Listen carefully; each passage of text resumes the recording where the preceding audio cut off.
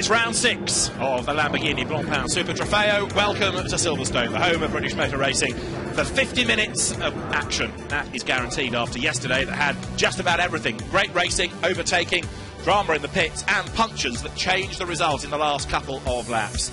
It's a sunny Silverstone. It's a bit chilly outside though. The breeze is picking up, and at the home of the British Grand Prix the teams will soon be making their way round onto the track, which currently is at 19.5 degrees, humidity 47%, and the air pressure you can see there as well. A few clouds in the sky, but largely it's a good dry day, perfect for the Lamborghini Blancpain Super Trofeo competitors, many of whom are gentlemen racers. They don't want to be sitting in a hot car for too long. After yesterday, when Cedric Lima took his second win of the season, he is the championship leader within Pro-Am ahead of Laurent Yannick. Federico De Nora is now third with Adrian Newey. They had their second place of the season yesterday, with Andrea Mame and Mecca Zanadini now fourth overall, ahead of Andrea Amici. Punctured tyre when he led yesterday cost him. Leonardo Garacci also had a puncture yesterday while lying second. That cost him dear as well. Newcomers Fabian Hamprecht and Rupert Svensson-Cook are on 10 points ahead of Francesco Malavasi and Flavio Pierleoni. It's not just about the drivers. You split the drivers anyway into the AM and the Pro-Am category. You've also got the teams battle as well, and an experienced Lamborghini squad. Auto Vitesse Garage R. Affolter is the leader, with Bonaldi Motorsport up to second. Bonaldi had a pretty good day yesterday with the efforts of Adrian Newey and Federico De Nora. A quick word about round 5 from yesterday. It started with Adrian Newey very much the man to beat. He led, he pulled a gap over the opposition.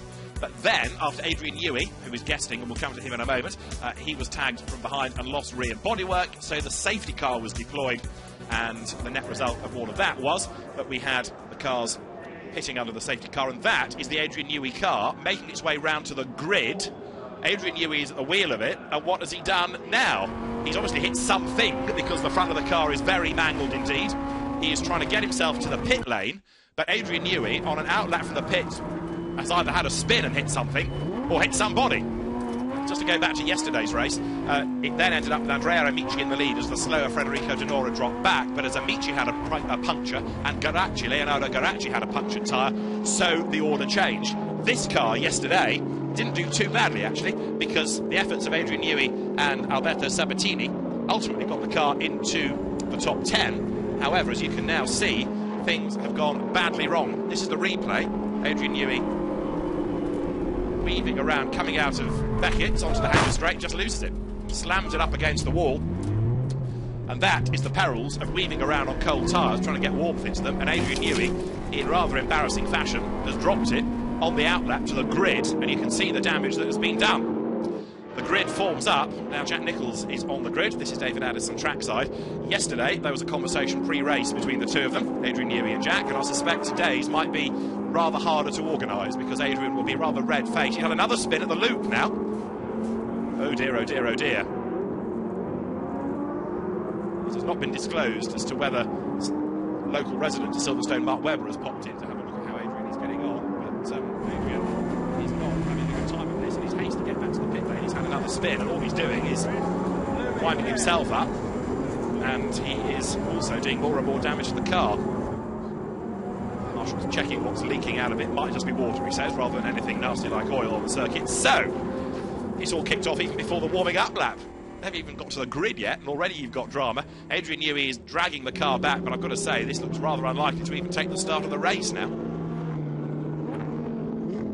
So the Red Bull technical genius, who is no stranger to racing these cars, he had a go last year at this equivalent meeting, did a decent enough job yesterday. We've seen him racing in Historics with his GT40 in the Ginetta Championship. But I'm afraid he's been caught out. These cars, four-wheel drive, they're not the easiest of things to get your head around, but Adrian on cold tyres, basically, dropping it, coming out of Chapel Curve onto the hanger straight, and the car heads for the pit lane, and I'd be very surprised if we're going to see that take part in the race. Pole position is to Cedric Lima, based on the results of yesterday's race, and what's left of Adrian Newey's car is in the pits. It's just gone underneath the commentary point here on the pit straight, and I'm not entirely sure there's enough tank tape to sort out the bodywork, but it's also the damage that's underneath, the hoses that might have been ripped off and everything you can't see that will have affected that car, plus the fact it's dropping liquid. So a rather red-faced Adrian Newey is now in the pit lane. The rest of the grid takes place. It's a 50-minute race, and there is a mandatory pit window between 20 and 30 minutes. And if you are a soloist, you stay in the car. If you are a two-driver team, you get one out, put the other one in. And the pit stop here has to take 65 seconds, and that is not just being stationary, it is the time from the line in to the pit out line. In order to fulfill the 65 seconds, it is the whole pit stop, the time taken driving in, driving out, and doing the actual pit stop itself. Therefore, it equates over the two different types of team that you have in this, namely solo drivers and the two-driver teams. And why do you have two drivers? It's to try and encourage more people in and to help split costs between the drivers here. So, the grid is formed. We've got one gap on it, but down there to have a word with drivers and to soak up the atmosphere is Jack Nicholls. Thank you very much, David. Here we are down on the grid for the 6th round of the Lamborghini Super Trofeo. Andrea Amici has just turned up on the grid. Unfortunately, there's no English that he can speak to us, but he was running very strongly yesterday before a puncture put him out of the race. And we can now look a little bit further forward down the grid, and there will be a gap, as David says, just a little bit further down here, where Adrian Newey should have started. Real frustration for them, especially we will find out what happened to Adrian, hopefully, in a few moments' time. I've just walked in front of that man. He had a grid girl as well. That's going to be his biggest frustration, I think, because yesterday he was complaining that he didn't have a grid girl. There's one here waiting for him, and he stacked it on the warm-up lap, which is a real shame. So here you can see the Golf liveried car of Andrea Solime. They won the AM category yesterday, and the grid for this is formed in the finishing race results from yesterday. So as we now head towards the front of the field, in a few moments' time we're going to speak with our pole sitter, hopefully. But for the moment, it's back to you, David. So Jack continues his wander down through the grid, and Andrea Solime, winner of the night race at Misano when he was actually with Andrea Palmer. Now he's a soloist and got better yesterday, in fact, as the race wore on. He became quicker in the second stint, which was true of quite a few drivers, and I just wonder whether some, quite cleverly, looked after the tyres early on, whereas the likes of Andrea Amici and Leonardo Galacci, who did have the punctures, were so busy squabbling early on and so busy pushing hard that maybe that was their undoing. Laurent Yenny there, who will line up 5th on the grid, and the marshals are at work putting cement dust down to soak up any liquid that's been spilt by Adrian Newey's car. The Lamborghini Blancpain Super Trofeo race director will make the call in consultation with the British race officials. The Silverstone event organised by the British Racing and Sports Car Club, very experienced Silverstone officials, therefore, to work with the Italian organisers to make sure that the track is safe. This is the car that won the AM class yesterday, Andrea Mame and Mirko Zanardini, which will start 4th on the grid. Andrea Mame is the man behind the wheel. He will do the first stint. As I say, you've got this mandatory pit window, and in this, the 50th year of Lamborghini grid now with this one gap. Adrian Newey's first introduction to the Lamborghini brand was when he watched The Italian Job, and if you remember the start of the original film, there is the Lamborghini which ends up being squashed, the Roger Beckerman character's car, and it was that rather appealed to Adrian Newey, that Lamborghini. Well, he's made his own wreck, I'm afraid, today. We'll hear from him, no doubt, later on. Let's go back to the grid then and find out more from Jack. So I'm here with Fabian Hamprecht. He's going to be starting, well, his teammate Rupert Svensson-Cook is going to be starting 3rd on the grid. It was a good race for you yesterday, Fabian. Yeah, it was quite well. We profited from the safety car as we dropped down 2 positions at the start, but Rupert and I, we did quite a good job on keeping up with the times and the field in front of us, and so we were able to make up some places that we lost, and also we profited from the 2 tire punctures that the 2 other people had, but it got us on the podium, and we're quite happy. So thanks to the team as well, because we had some problems with the car not being perfectly fine. We had some problems on the rear right, but we solved that and should be good for this race. Okay, cool. Thanks a lot, Fabian. We're now going to make our way down towards the front row of the grid. There's our race winner from yesterday on the right-hand side, the red machine of Lima, but we're going to jump in here, I think, because we've got Adrian Zaug starting the car. We spoke quite a bit to Adrian yesterday. We're going to speak to him again today. Adrian, yesterday there was a bit of frustration with the second place, I imagine. Oh, well, I wouldn't call it frustration, but at the end, as I said, always when you start P1, you want to finish P1. And I think the first stint was very good, and then after got compromised with the safety car. But that's racing, so I hope today we have some more luck. Excellent. Well, best of luck for the race, Adrian. His teammate Federico isn't on the grid at the moment, so we'll head back to you, David. And that's the car then that finished in second place yesterday. It's second of the season. That car is a shining example of how a two-driver part of this race can work in your favour or what indeed work against you, because what you have there is a very quick driver in Adrian Newey and a not-so-quick driver in Federico De Nora. There is a difference in the pace of the two, so inevitably the car will lose time when the slower driver is behind the wheel. So what do? Do you put the quicker driver in first and hope he can pull a gap and there's no safety car? That's what they did yesterday, and it didn't quite pay off because of the safety car.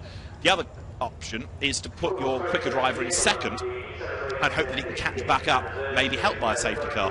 It's interesting that they continue to put Zaug out first. De Nora then has to sort of consolidate that cushion towards the end of the race, and yesterday it was pretty tough for him because he had three quick drivers breathing down his neck when the race restarted after the safety car. But in fairness to Federico De Nora, he didn't put a wheel wrong, withstood most of that pressure and came home. Ultimately, he was running fourth. He got second because of the punctures. Federico De Nora, most recently, before Lamborghini's race in the Italian Carrera Cup, so he knows about big, powerful GT cars, and as I say, drove strongly in the race yesterday. So you're looking down on the grid. The car of Andrea Marme and Mirko Zanardini lines up, ready to go. That's successful yesterday to win in the amateur class. Poised next to the car I espy is Jack. Well spotted, David. Yeah, here's Andrea, who won his class yesterday. Do you think you can repeat that feat today, starting quite high up on the grid? I hope so. I am with the leader, and he's a great driver. I try to follow the pilot in front of me, and this group, the first 2 or 3 in the grid are very, very strong, so I try to keep my position. Excellent. Best of luck, Andrea. Thank you. Back to you, David. Thanks, Jack. So the field poised. We'll get the rolling start underway very, very shortly, and with the pole position car of Cedric Lima, the Swiss driver on pole position, who does not speak English, but we could work out from his French answer to Jack's questions yesterday that he was very happy because it was good for the championship and that the car was stronger in the second stint. He was another driver, though, that really did look after the tyres, and it'll be interesting to see today whether people do push on as hard as they did yesterday or are a little bit more cautious. That did seem to be a good idea yesterday. The fastest lap of the race was Adrian Newey, done early on. In fact, on the first flying lap of the race yesterday, when the tyres were at their freshest, and his car in the hands of Federico De Nora, not quite as abused, you could argue, in the second stint. Let's just have a look at how the grid lines up. Cedric Lima is on pole position then, and lining up alongside him at the front is Adrian Newey. As we've said, the grid based on the results of yesterday. Row 2, Rupert Svensson-Cook starts. Andrea Marme is alongside him, and then it's the soloist Laurent Yenny with Alessandro Bonaccini lining up alongside. On the 7th row, it is going to be Aristoteles Varvarousic sharing with Alpato. Adrian Newey's car missing then from the outside of that row. Andrea Solimi and Checo Malabasi are next, ahead of Alessandra Breni, the 17-year-old girl, alongside Achim Winter, who had a drama yesterday. Jason Yeomans is on row 7 with Leonardo Garacci for company, and he is a man to watch. Garacci, so to be fair, is Jason Yeomans. Enrico Delonti is next, ahead of Andrea Amici, who's had a win this year. Then it's Alessandro Bortesi and Jiri Harana, ahead of Nima Kandania, who was duffed up into a spin at the end of yesterday's race. Andrea Palmer, a winner this year, is on row 10 ahead of Erwin Stuttler. A quick word about Andrea Palmer. His car had an electrical gremlin yesterday that kept forcing the engine to cut out, and eventually the car pitted. They did some work on it, they got it back out again, and what that meant was that they lost time, but at least the car had a test session ready for today. So as I say, there's one gap on the grid. There's no Adrian Newey, and this is the reason why. The car weaving around, coming out of Chapel Curve at the top of the screen. It just goes headlong into the wall, and that is a big hit. And although Adrian Newey dragged it back as best he could, I don't think it's going to be seen in the race. This in replay from on board. Weave, warmth into the tyres, the back just breaks, round it goes.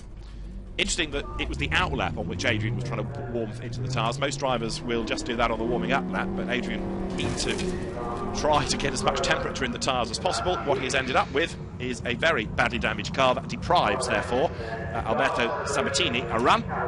Sabatini, who does quite a lot of these races, the auto sprint journalist, and he is then denied a chance to run today. And you can see in the pit lane, the flatbed is there.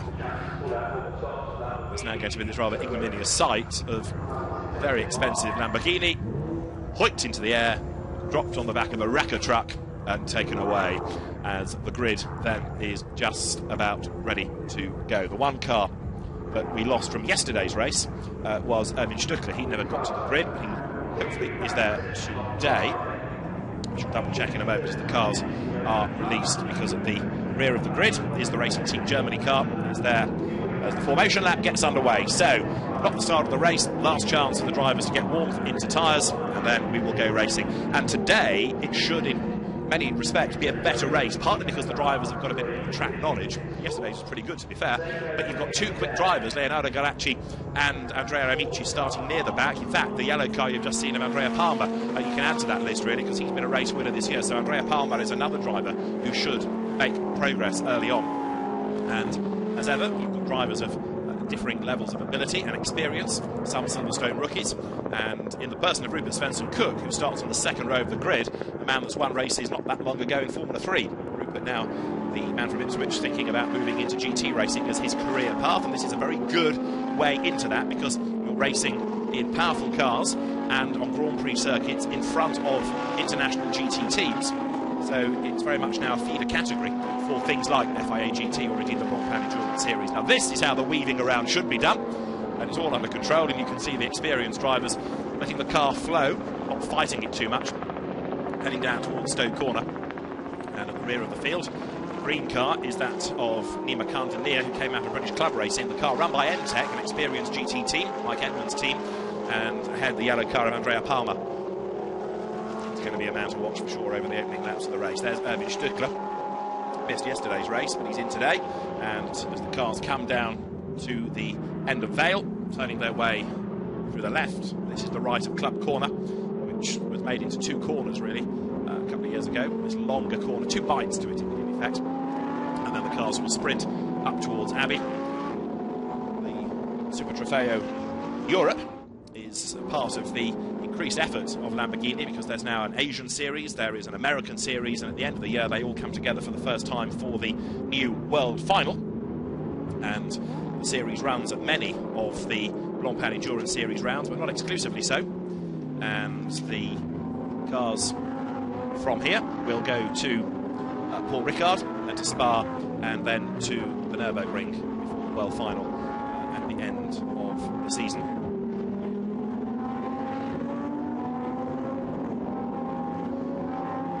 Going past the wing, and that cement dust you can see put down to soak up all the liquid that dribbled out of the bottom of the car of Adrian Newey. So that's another drama for the drivers to cope with on the first lap, because they will have to find out exactly how much grip there is there. They'll have to try and turn their way through that without getting too much of the dust in their eyes and lose visibility. And now the cars turning their way down once towards Brooklands and then up towards the rolling start of the race. They don't stop on the grid, they are launched straight into the race. Better lap yesterday, just a whisker over 2 minutes, so it's a long lap. Silverstone's Grand Prix circuit, fabulous circuit for the drivers, a real challenge. You've got this mix of very high-speed corners, long, fast straights, and then the twiddly bits, and you're about to encounter the twiddly bits at the stadium, as it's called, because they come now down towards Brooklands. There you can see Adrian Zaug getting ahead of himself a little bit, because he was in advance of the pole man, Cedric Lima. But Zaug, as we saw yesterday, will want to get on with this. It is very important for him that he bags the lead early on and starts to pull away. And he might be helped a bit, of course, today by the likes of Amici and Garacci and Palmer having to work their way through traffic. So let's just see whether that's going to help him. But Rupert Svensson-Cook in the green and silver car is going to be another one to watch, I suspect, early doors in this race. That's run by the Automobili Lamborghini Racing Team Germany, despite the fact he's a British driver. And Rupert Svensson-Cook, with more knowledge of the car now after yesterday's race, will be one to watch. So Lima in the red livery is on pole, alongside of his Zaug. Then that second row of the grid, Rupert Svensson-Cook alongside Andrea Marmi as the race gets underway. Now then, the cars accelerate out of Woodcote, they go across the timing line. We're in business as they power down towards Copse Corner, and Lima hangs on to the lead. In fact, Zaug on the outside line can't find a way through, clipping the curb then as they go through Copse Corner 33, which was Aristoteles Varvaroussis, as the cars now power their way up towards Maggots, and then Beckett's for the first time. It is Lima in the lead, but he's not getting away. Zaug is on his tail, then it's Svensson-Cook. They try to go 3 deep into Beckett's. That doesn't always pay off, but so far no yellow flags or evidence as Lima leads the way. Zaug second, third Svensson-Cook. And how are the delayed drivers getting on there in the red and white colours? Is Leonardo Garacci. So he's making progress already as they come onto the hanger straight. Busy flashing his lights in the background is Varvarousis, as Zaug still can't get past Cedric Lima. Fascinating this, because Lima is a very quick driver who's only ever raced in Lamborghini. Zaug, somebody with lots of single-seater experience of Formula Renault 3.5, of A1GP, and now coming through Stowe down towards the end of Vale for the first time. It is still Lima in the lead.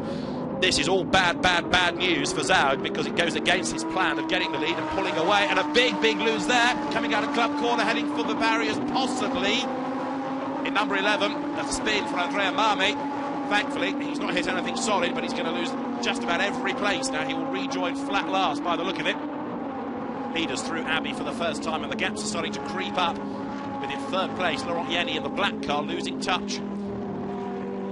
Fourth he is, in fact. Fifth he is, because you've got Svensson Cook making some progress further up the road. So Laurent Yenny dropping away just a little bit on this opening lap as Varvarousis kicks up the dust, then the cement dust. Jason Yeomans is the man in the red car right with him. Jason returning to racing after a 14-year absence and going strongly on what is for him a very different look of Silverstone, and he runs wide all over the curb and onto the dirt there. Out of Aintree, down Wellington Straight, the yellow car of Andrea Palmer runs wide as well now, but down towards Brooklands for the first time. A challenge is being made then on the inside there against Jason Yeomans. Is he going to be able to hang on to the place then? He is for the moment, right with him. They turn through a big spin now, and leaving the car in the middle of the road. Who we lost? It is the Italian Alessandro Bortesi. That's at Brooklands. The leaders have gone across the line, and Bortesi's car has spun and stalled. And there, very badly delayed, is Andrea Marmi. It's taken him an age to get off the grass at Club Corner. He's about half a lap behind. Let's have a replay of his spin. It's a bit Newey-esque, puts down the power, the back on cold tyres just loops round on him. Thankfully he avoids anything solid, escapes across the grass and will rejoin, but as I say, he's about half a lap back, and this car also badly delayed after its spin, Alessandro Bortesi. So it's been a busy first lap. The Santilot car then coming up towards the timing line as the leaders are on hanger straight for lap 2, and it's still Cedric Lima in the lead. Second is Adrian Zaug. Rupert Svensson Cook, you can see third behind him, and then in fourth place now Alessandro Bonaccini, the leading four, ahead of Laurent Yenny, but up into sixth at the end of lap 1 is Andrea Amici. So he's going very strongly indeed. He could still be a potential winner of this race. Amici even from the back of the grid down towards the end of Vale. If anything now, Zaug is having to go defensive, isn't he? Because Rupert Svensson Cook is right there behind him. Now Amici has just done the fastest lap of the fastest first sector, I should say, of the race thus far. So he's got the speed. He's catching up on the traffic ahead of him as they come through Club Corner. Andrea Palmer, in the meantime, is running in 13th place in the yellow car. You've seen Andrea Solime in the Gulf livery, 15th, the winner this year. And Andrea Marmi has only now gone over the timing line. He's over a minute away from everybody else. So Solime challenges on the run up now towards Abbey. Can't quite find a way through there. It is Achim Winter with whom he's fighting in the white car, and Winter for the moment is hanging on to the place. It's the dust storm. Achim Winter drives around it. Andrea Solime, who's being a bit more courageous, drives through it. Solime, who's raced in the Italian Touring Car Cup in the past, has a nibble on the inside of the loop, but he can't do it there. Now he's back on the power as they run for the second time out of Aintree. Down now Wellington Straight towards Brooklands, and Solime, having had that go, it didn't work, sitting behind. Can he get close enough to challenge as they get to the braking area now? Going down towards Brooklands, he has a look to the inside line. It's closed. Up they come now towards Luffield. This is lap 2. The leaders go across the line with only 0.2 of a second between them. Zaug lapping quicker, and that's put him on the tail. Look at the leader, and there's Svensson Cook third. In fourth place now is Andrea Amici. He's almost up with that leading group. Of course, in doing so, he's working the tyres hard. Cars now turn through the Beckett S's. Whether or not Andrea Amici is taking too much life out of the tyres and he'll have that puncture problem late in the race, we'll have to wait and see, but he's certainly giving the car a fair amount of stick. He's the quickest man on the circuit now as well. Svensson Cook there in third place, and he's staying on the back of the leaders, so he's very much in with a chance of a win in this race. But look, the white car coming onto hanger straight now, fourth, is that of Andrea Amici. He's the quickest man on the circuit. He's now done a 2:07 as the fastest lap of the race. What can he do about the drivers ahead of him? Yesterday's best was a 2:06. They're not quite on that pace. And big accident now. We've already seen the car spin once, but I'm afraid a big impact for Alessandro Bortesi. He's okay and out of the car. That is coming down Wellington Straight, and we're going to have to go safety car surely with all that debris across the road. It's almost from one side to the other. Yes, the safety car boards fly. The legend comes up on the screen, and so we will go safety car at the end of only lap number 3, and that is one very badly damaged car. The Aviatrax by Santilot team will have a huge repair job for that, and so Cedric Lima will continue to lead the way, but once more we are under safety car. I say once more because it happened yesterday for the Lamborghini Blancpain Super Trofeo runners, and it's happened again now. Just as Amici had a look to get past on the inside going into Village there against Svensson Cook. So now everybody's going to bunch up. How is the other delayed man from yesterday doing? Leonardo Garacci, he is in 9th place. This will help him because ahead the gaps will close, and now you can see why. And in fact Cedric Limer's trying to think, well, where the heck do I go? I don't want to get punctures by running over the debris. He slows right down, and this is going to cause a little bit of lariness if one or two people aren't on their toes. They are. Thankfully contact is avoided, but there is barely a car's width through all the debris, and people do not want to drive over bits of car, as you can understand, and get punctures. So the race director, quite wisely, has called for the safety car. There's Laurent Yenny being oh so careful. Behind him is Vavarousis. The red car 8th is Jason Yeomans. 9th is Leonardo Garacci. And what's left of Alessandro Bortesi's car will have to be craned away. He's dabbled in the Blancpain Endurance Series with Santilok, but I'm afraid that is one very, very mangled car. It's still smouldering. Look, you can see the front, still wisps of steam and smoke coming out of the front of it as Andrea Solime drives past. And the leaders then complete 3 laps, but we're behind the safety car. Race order then. Cedric Limer leads the way from Adrian Zaug. Ruben Svensson Cook runs 3rd. 4th is Andrea Amici. 5th is Alessandro Bonaccini. And 6th is Laurent Yenny. There's the safety car. It's on track, ready to pick up the leaders. Now, although there is, of course, the mandatory pit stop, the window is not yet open, and so it is about 8.5 minutes away from opening. They have got to continue yet for quite some time before they can think about the mandatory pit stops. So with front damage, with rear damage, much of that car that hasn't been marked in that. Marshall's throwing, kicking, lobbing bits of bodywork away, trying to get the track cleared as quickly as possible. Being a good footballer helps sometimes for marshalling. Give them a big kick, get it as far off the track as you can. All the marshals, volunteers, without whom race meetings in this country just could not happen. It's not just the debris. We look at that, there's a lot of liquid that's been put down as the radiator is split, as the car bounds. Whether that was all self-induced, I'm not sure. I haven't seen a replay of it, but to see if there's another car with any damage. Nobody is, because they were a likely candidate to have been involved in that. Is anybody delayed? Again, there's no evidence to suggest that anybody else was caught up in that. After the spin, of course, on the first lap, this helps Andrea Marme to get closer to everybody else. So we're not looking at a race that he is no longer part of, in a sense now. He's back on the trail of everybody else. He's caught up with everybody. So, frustration for everybody in this. Safety car on track, the field turning its way now up towards Abbey. Cedric Limer, who won the first race of the year at Monza, the winner yesterday, and drove a very, very good race. He didn't look as though he was going to be a factor in the first stint, but as the race wore on, he just got better and better and better, and then became the man to beat in that last stint. I know the punctures helped him a little bit, but even so, it was a tremendous effort by Cedric Limer, who came through yesterday to win ultimately by over 6 seconds, in fact, from Federico De Nora.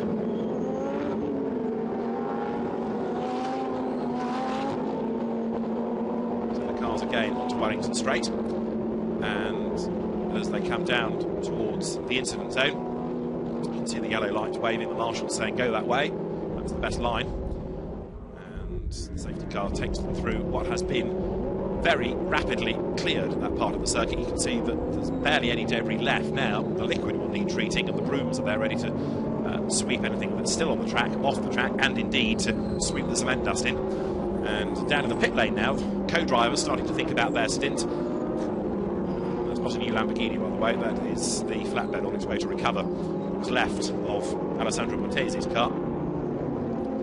So as the field currently works lap number 4, let's just catch up with the start once again, because that, as I said pre-race, was going to be important for Adrian Zaug, and he did not make the best of it. Cedric Limer looked just with his nose slightly in advance as they come over the start line, down towards Cops Corner, and he's got the inside line from a rolling start, so he turns through in the lead and was able, and indeed has been able, to keep Adrian Zaug at bay as the cars then accelerated their way up for the first time towards Agats, then into the Beckett's S's. It was the midfield runners that started to get a bit more courageous. Go 3 abreast, all over the curve on the inside. The yellow car of Andrea Palmer, but he got away with that. And Cedric Lima, despite a bit of a twitch coming through the third part of Beckett's, was able to make the most of that run and took the lead, held on to the lead right the way down Hanger Straight, with Andrea Amici working his way up through the traffic and into contention early doors in the race. Andrea Amici, another experienced Porsche driver as well as Lamborghini peddler.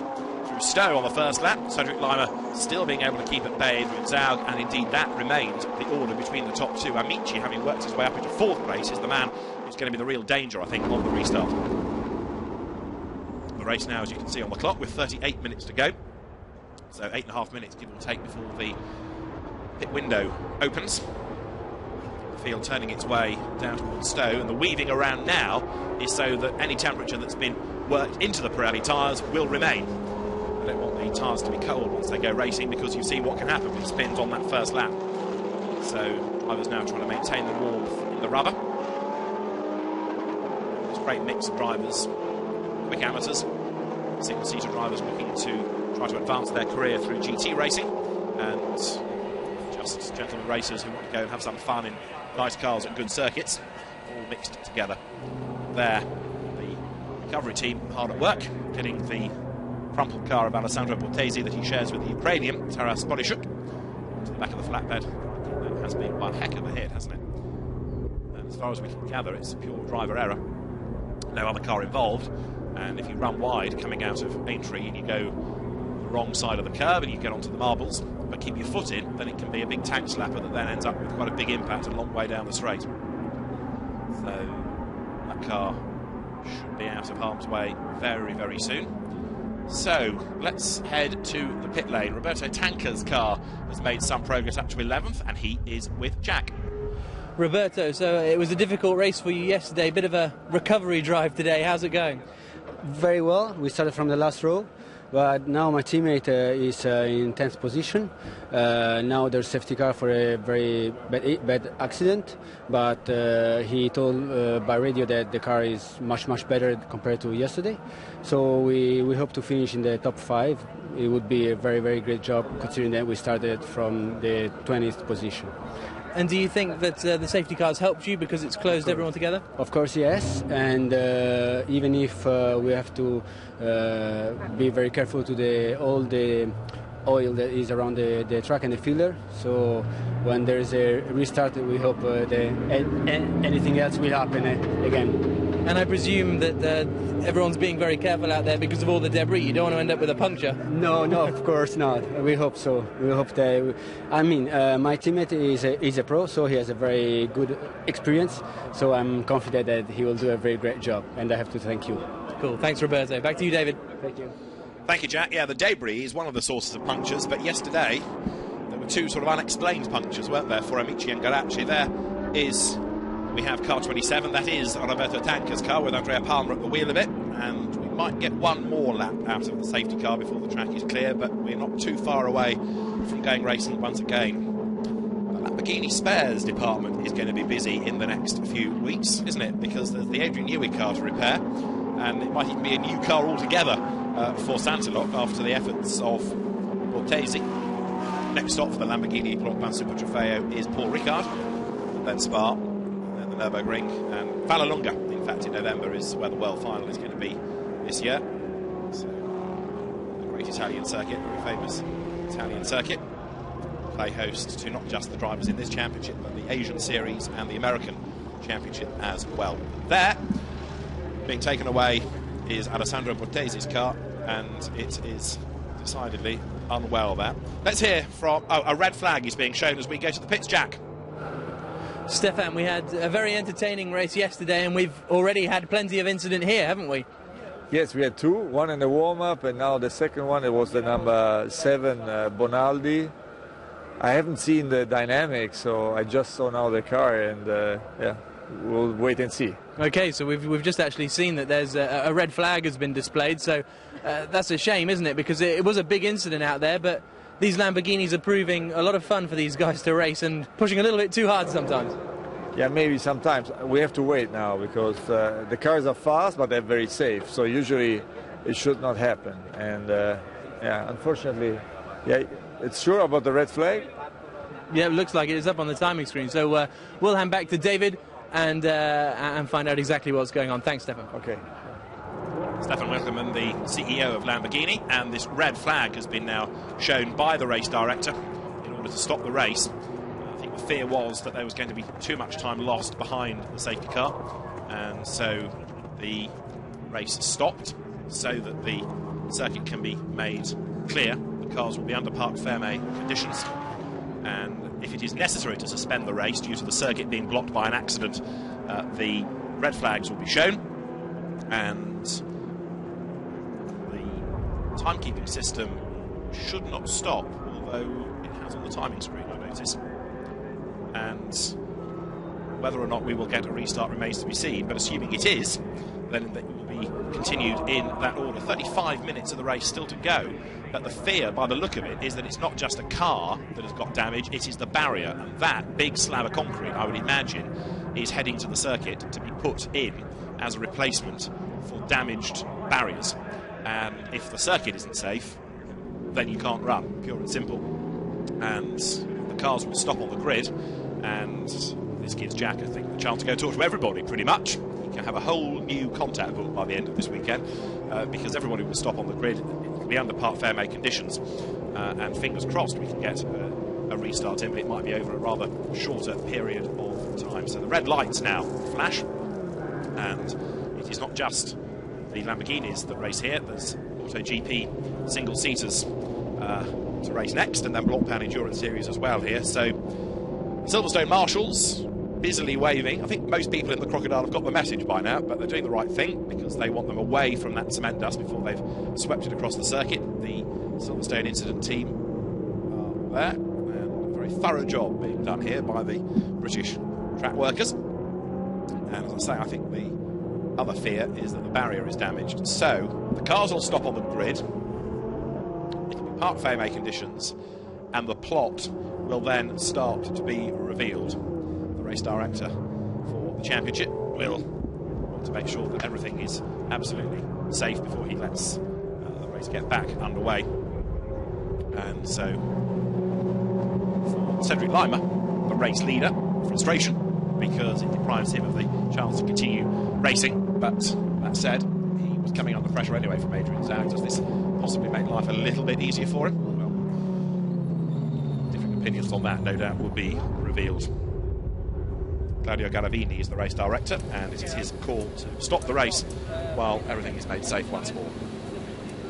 So, everybody forms into place on the grid. 50 minutes we had done the first 6 laps, and 35 minutes remain, and it's a pretty rare situation, in fact, to have a race stopped when you have the provision of the safety car, because that's what it's there for, to let the race carry on, albeit under controlled conditions. But the car's now stopping on the grid, and everybody will await further news. But the fact that the timing system clock has stopped surprises me a little. That's the car at the rear of Nima Kandania. Behind him, you can see in number 11, the recovering Andrea Marme. Let's hear again from Fabian Hamprecht on the grid with Jack. So Fabian, Rupert doing a decent job so far, not much progress or losing ground as well. Are you pleased with how it's going? Yeah, it's his first start in GTs. It's his first race weekend here, so it's his first flying start. So I'm very pleased with what he did. Kept the position and kept a good distance to the front runners. And yeah, we can see how we can progress through the race. It's still a long way to go. Sadly, we have a red flag now, but... What's your experience with regards to Lamborghinis and racing in general? Well, it's been really good. I mean, the whole atmosphere and the car it feels really great. And yeah, I'm looking forward to maybe do another race and keep going in GTs, yeah. Excellent. Well, thanks a lot for talking to us, Fabian. Yeah, thank you. And so Fabian Hamprecht's car running in 3rd place. And the car's slotting into place on the grid now, ready for the restart of the race. You can see the teams flooding onto the circuit.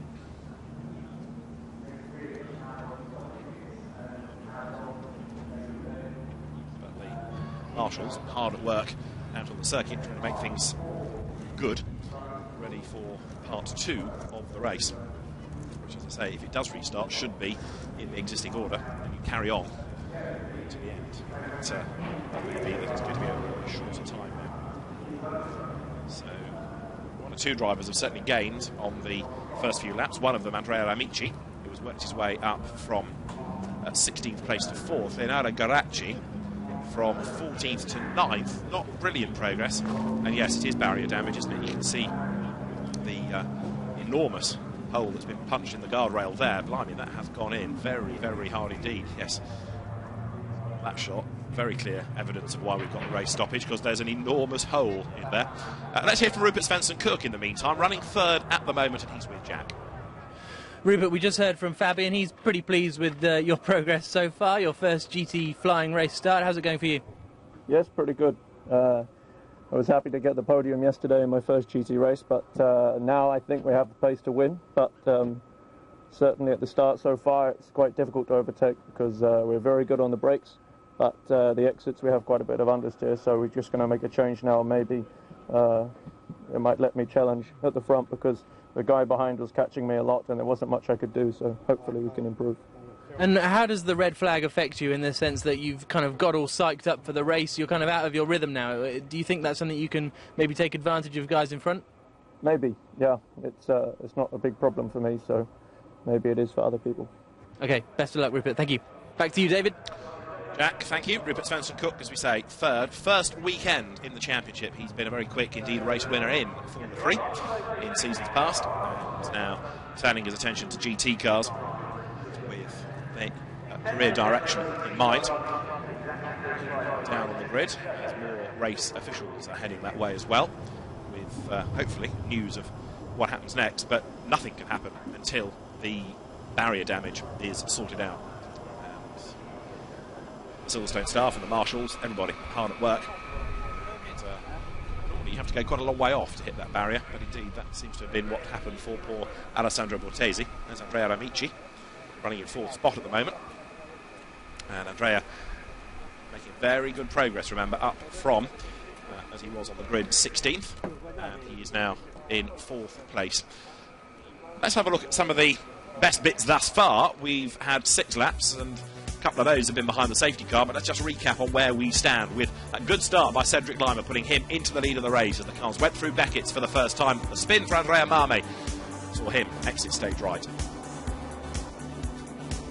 Up front, the battle was between Cedric Lima, right with him, Adrian Newey, Rupert Svensson-Cook on the tail, and then this big accident that befell Alessandro Bortesi. The driver okay, the car rather less so. The barrier having come off very badly indeed. The safety car scrambled straight away, and drivers had to pick their way through the debris, and eventually, with the barrier damage being so severe, out has come this red flag, and we are currently with a grid of cars sitting, waiting for more news. There you can see the scene at Silverstone as the field is parked, and everybody is awaiting details of the restart. Cedric Lima, a man currently leading the race, don't forget, has only ever raced Lamborghinis. He's been a real stalwart in this series. Now, Alberto Sabatini is the co-driver to Adrian Newey. He is denied a chance to go racing. Let's hear from him. Jack. Alberto, very frustrating for you, I imagine, after Adrian's incident on his way to the grid. Yeah, frustrating because I couldn't drive, and Adrian is more frustrated than me because he crashed. But we are still happy because we made a good race yesterday, P8, and we had a lot of enjoying because staying together with Adrian, reading the telemetry with him is a privilege that only Weber and Vettel can have. For me, is an honor. I'm very proud, so I'm not disappointed. It's racing is racing. I told to Adrian, don't be disappointed because try to remember what happened to Alain Prost when he spun in the formation lap with the Ferrari in Imola. Can happen. Happens to the world champions, so it's not a problem. Racing is racing. And are you hoping to be out in any more of these Lamborghini races this year, or racing anything else? No, it was only this occasion. Lamborghini as a VIP car guest. They asked me to make the race like last year and like 2 years ago in Monza. And I involved Adrian because I know he's an enthusiastic fan in driving and he's a very close friend of me. And I told him since last year, Adrian, I have a crazy idea. Do you want to make a race with me because it's a free weekend for Formula One? He said, okay, of course. And he's an enthusiastic man in driving. He says that driving a racing car helps him to understand the problems of his drivers, Formula One drivers, when they speak about the setup. It's amusement, but it's also helping his job as a technical director. Excellent. Thank you very much, Alberto, for talking to us. Back to you, David. Thanks, Jack. The Auto Sprint journalist Alberto Sabatini. I bet that feature on Red Bull has been binned, though, from the next issue after this accident that did for their car. That was on the, not warming up lap, the out lap round to the grid, don't forget. And Adrian Newey just getting a little bit too much power down on cold tyres. And wait for it. There. The back brake's away, winds on the lock, but there's nothing he can do. And you see how unforgiving that concrete wall is. You also see how, relatively speaking, little runoff there is going into that. It's not very common that people hit it, to be fair, but when you do hit it, you don't half know about it. The mechanics are still able to smile, though, down on the grid. And the car up on its jacks there. Now, that suggests that park fairmate conditions have been relaxed for the moment. That was Adrian Newey's car going up on its jacks, and you can hear tyre guns going in the background. You might want to have a look at it, in fact, that car. What are they doing?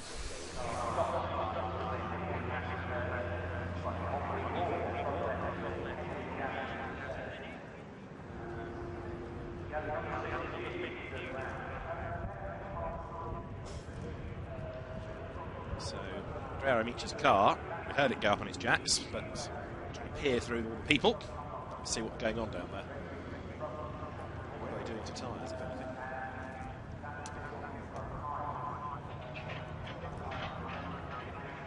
Now, the race will restart, but it's going to take quite a long time for the barriers to be repaired.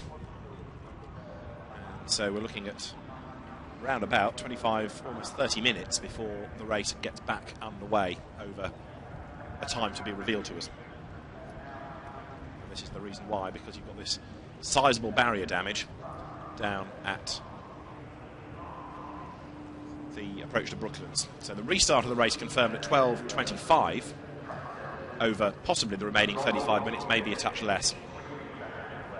Let's go back to the grid and hear from Mark Nichol, Jason Yeoman's co-driver. He is 8th at the moment with Jack Nicholls. So Mark, how's this race progressing for you so far? Obviously not going anywhere at the moment. Yeah, it's put a couple of spanners in the works, but I think we'll probably have another 12 minutes before the pit window opens. So hopefully Jason gets by maybe another 2 people and gets a wee bit of air between us. So once I get in the car, we can really push and hopefully try and get a podium, either first or second in the amateur category. And obviously Jason's making his return to racing after quite a while. What's your situation? Yes, well, I'm exactly the same sort of time frame. 14 years since I've been in a race car, so it's all quite exciting this year. A wee bit rusty, but we're doing not too bad. How easy is it to get back into it? I mean, is it the first couple of laps you go, I don't know how to do this, I can't remember what I'm doing, and then it comes back to you? Or? No, I think the speed's there. It's just the confidence in this type of car again. You know, I suppose when you're a race car driver, you do have the natural instincts. It just takes a wee while just to come back to you, just to get right on the pace. Excellent. Thank you very much, Mark. Okay, thank you. Jack, thanks. The clock has been reset at 25 minutes, so we are now being told of a restart time, albeit 25 minutes in the future, and 25 minutes will be the remaining duration. How that's going to affect the pit stop window, pass. I suspect they will continue, and basically the time will be advanced, so 5 minutes against the window. Jason Yeoman's talking to the race officials there as well. Jason, like Mark Nichol, you've just been hearing from, back after a long time away. 2 good mates from Scotland who used to race against one another, now sharing a car. Mark had a brief spell in Porsche racing, but it's been really 14 years since he did a full season. Jason Yeoman's likewise. Jason used to race a comparable car in a sense, a TVR Tuscan, comparable in that it was a big, powerful GT car, but rather crude version of the GT car compared to a Lamborghini. Drivers out of the cars as well, you can see on the grid there, stretching their legs, getting some fresh air. Restart confirmed as being at 12:25, so one car has done a huge amount of damage here, hasn't it? So the field sits on the grid, ready for part 2 of the race. Cedric Lima, and leading the championship, was ahead when the stoppage came by, for what it's worth, 1.8 seconds. That's the official margin. And the race with 25 minutes to go will continue from that point. And you can understand why it had to be stopped, because A, if anybody else were to go off, even under the safety car, and hit that same piece of barrier, then it would be very, very serious. But equally, with the amount of time it's going to take to sort this out, we would have got to the end of the race, which was very unsatisfactory. So a stoppage really is the only answer.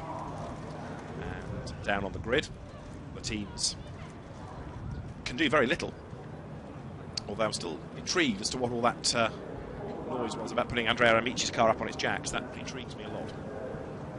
So whether that was quite as the regulations dictated, we shall wait to find out. Cedric Lima's leading car will take them away. And let's just go back to the grid and hear once more from Jack. Andrea, so it's been a difficult weekend so far, but this race is going okay. I think very positive for this race, because yesterday I had the problem with the setup, and I don't know. Today is very difficult, but I think positive for the race. Where do you think you can finish going forward? Roberto said 5th.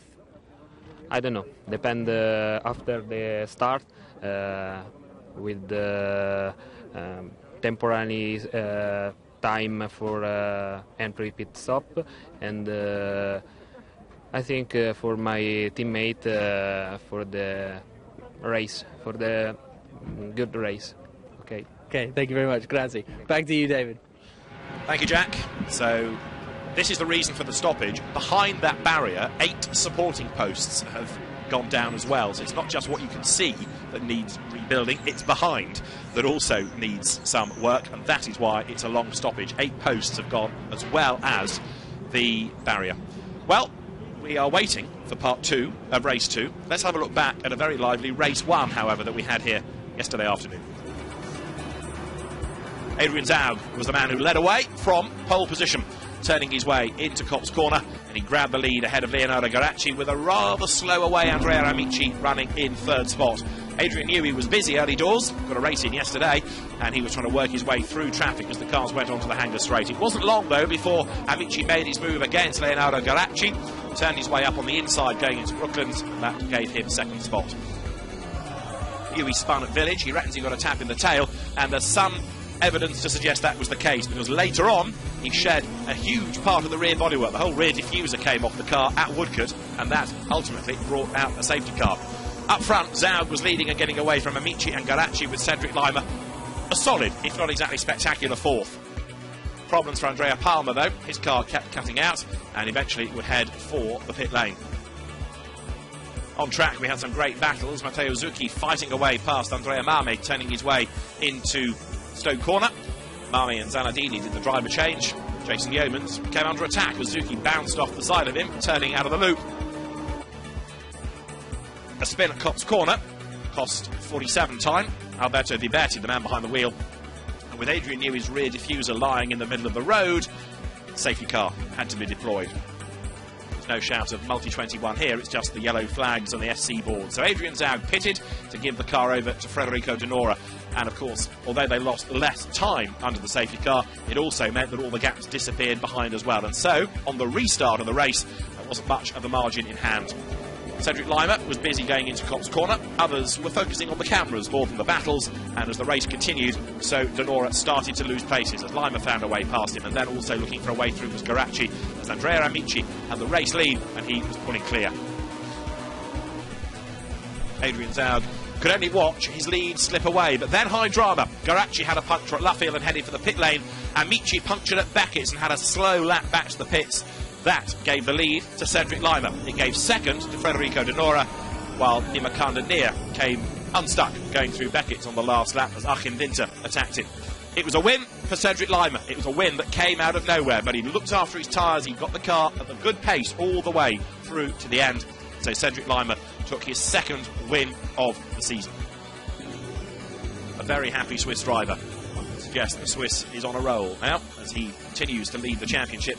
And Cedric Lima's victory coming ahead of the combination of Federico Donora and Adrian Zaug, with Rupert Svensson-Cook and Fabian Hamprecht, both rookies in the championship, taking a very solid third place yesterday. That was the overall podium. Cedric Lima, the soloist in the middle. One driver defeats two because the soloist was able to come home ahead of the two driver combinations in the top three places yesterday. So down on the grid, there are still 20 minutes before the race can restart. And the team's patiently waiting for the hard-working officials to get the circuit now ready to go.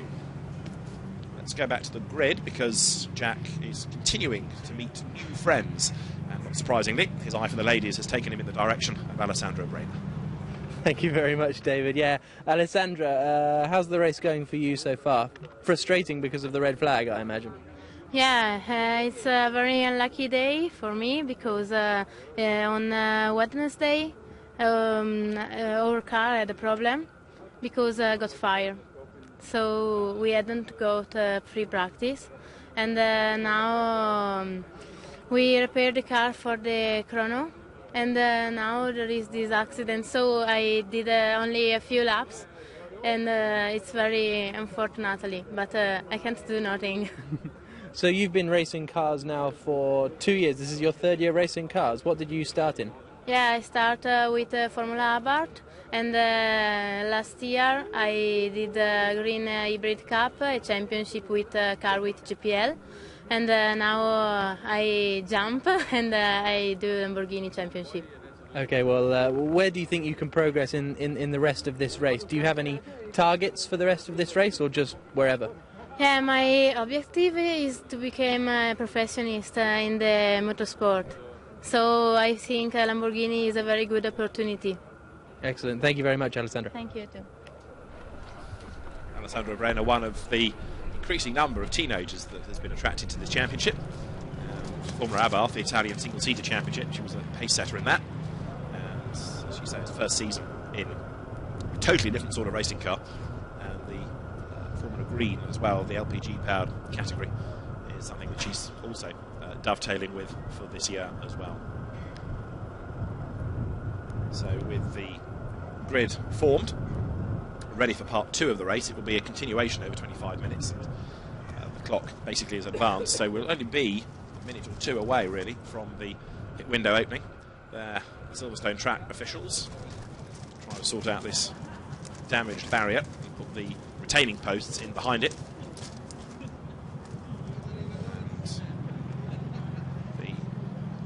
That race has done 6 laps. Let's just remind ourselves how we got to the order we've now got. Cedric Lima from pole position led away and had right on his tail Adrian Zaug, but a really good defence early on in the race meant that Lima was able to hang on to that as Andrea Marmi had this big lose coming out of club corner, skated off onto the grass on the inside, and Lima able to fend off Zaug. Rupert Svensson-Cook closing up on them all the while. So too the man in 4th place, Andrea Amici, but then the whole race turned on its head when there was this big shunt for Alessandro Bortesi coming out of Aintree. Debris all over the road and the safety car deployed, but with the barrier damage, not really the damage that you can see here, it's more to the trackside furniture than anything else. The red flag had to fly, the race stopped, and so this is the situation as we stand. Jason Yeomans, the Scottish driver, in 8th place, and we've heard from his co-driver Mark Nicol. That's going to be another car, I suspect, that we'll be able to make some progress when we get to the restart of the race. Yesterday, Andrea Marmi and Mirko Zanardini had a good run to 4th overall and a class win in the amateur category. Let's catch up with them and with Jack. So Andrea, yesterday went very well, winning your class, but today not quite as well on the first lap. No. During the first start, I start well, but I don't remember exactly the name of the part of the track. I lost the back and I spin, and the car switch off for a long time. So when I start again, I'm lucky because we found a safety car. So now we are again in the group, but I lost all the position I had before. But now it will be fun, won't it? Because you've got to overtake loads of people in the rest of the race. That's good. Yes, that's true. Cool. Thank you very much. Best of luck, Andrea. And currently, that car in its recovery is 19th. So this safety car has really helped because they got back onto the tail of everybody else rather than having to be plugging away and trying to catch people. All the catching is done for them. So as the officials are still toiling away, trying to sort out these barriers. We are due to go racing in a quarter of an hour. Time for a nap for the officials that have been on post since about 8 o'clock this morning. And for many, the third day they have been working at Silverstone because we had lots of practice and qualifying sessions on Friday. So many of those volunteer officials taking yet another day off work in order to come and make racing possible. Fans check their phones to see what news there is elsewhere in the world. And the new bits of barrier you can now see, ready to be behind the front of the guardrail. Wellington Straight, as it now is, the old club straight, that then became the national straight as the club circuit was renamed the national circuit, but now for the Grand Prix circuit it is Wellington Straight. Lots of new names given to the new parts of the circuit a few years ago. Village, Loop, Aintree, which was another previous home of the British Grand Prix, and then Wellington Straight down towards Richards. The sun continues to shine at Silverstone as the fans get ready for the restart and also for the 3-hour Blancpain Endurance Series race for later in the day. So able to take advantage of Silverstone from up above. Laurent Yenny, just going back to the race classification for a moment, is currently the man leading the amateur class from Aristoteles Valvarousis, and then Jason Yeoman's running third in the class at the moment, and we're going to be 5 minutes off the pit window opening once the race restarts. There's Adrian Zaug.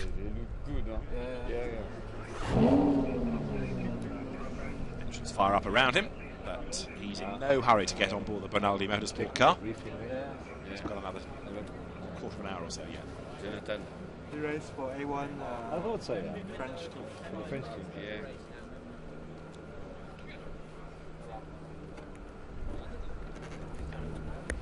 So for now, it's a case of just wait, have a stretch, and get ready. Cars are here today again. Huh?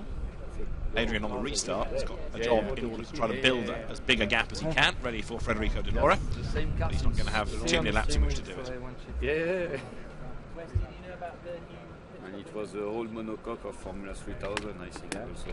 It's been a long time to race this car. It's a good car. The conversation is about AutoGP, which comes next, but they're the old A1 GP cars. That's why there is that discussion going on. So, the race starts at 12:25, which is in now about 15 minutes' time, and then we will have just 5 minutes before the pit window opens, and 25 minutes is the continuation.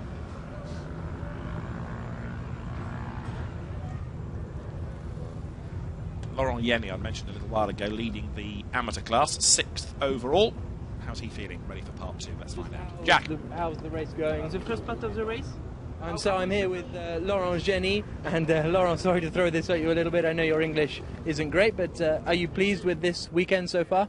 Yes, I enjoy of this weekend. It's very interesting. I have a good start. I have a good start, and I hope no problem with the car and for the end of this race.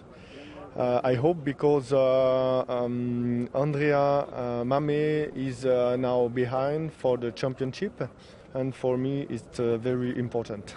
Excellent. Important. And what do you think of this Silverstone circuit? Do you like the track? Yes, the track is very interesting. Beckett is beautiful. You come very fast in 5, and the car is beautiful too. Lamborghini is in my heart. Excellent. Thank you for talking to us. Good luck. Okay, thank you. Thank you very much. So Laurent Yenny prepares himself for part 2. He's been another stalwart in this championship for quite a few seasons now, in fact. always having raced in the Super Trofeo. He is in 6th spot as we get ready for the restart. So we're about 10 minutes, give or take, away from the race getting back underway. Assuming all this barrier work is done, hopefully it will be. And Lamborghini pace car is there at the front of the grid.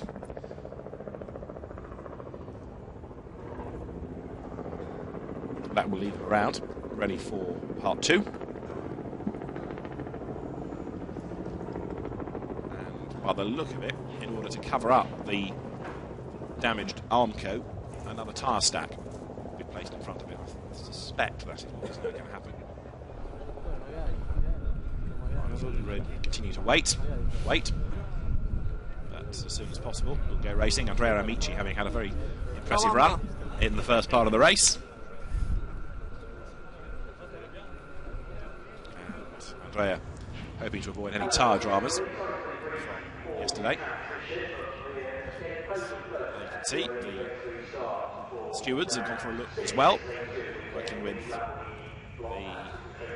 local officials to make sure that that barrier, which with a big hole punched in it, is not going to be easily replaced, is covered with that tyre barrier. So if anybody else does go off there, they don't hit a hole, as it were, they hit the tyres.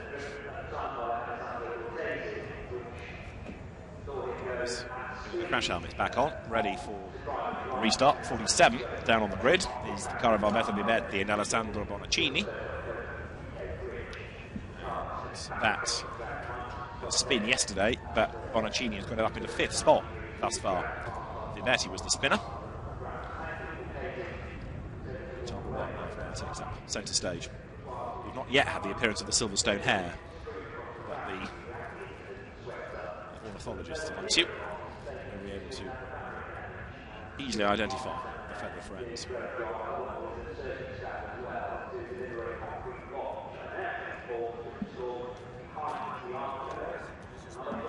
When we do go back to racing, the gaps are pretty much irrelevant because you continue from where you were. It's not like adding part 1 to part 2. So we will continue as we were. Andrea Amici having a really good run from near the back of the grid to 4th. He's with Jack.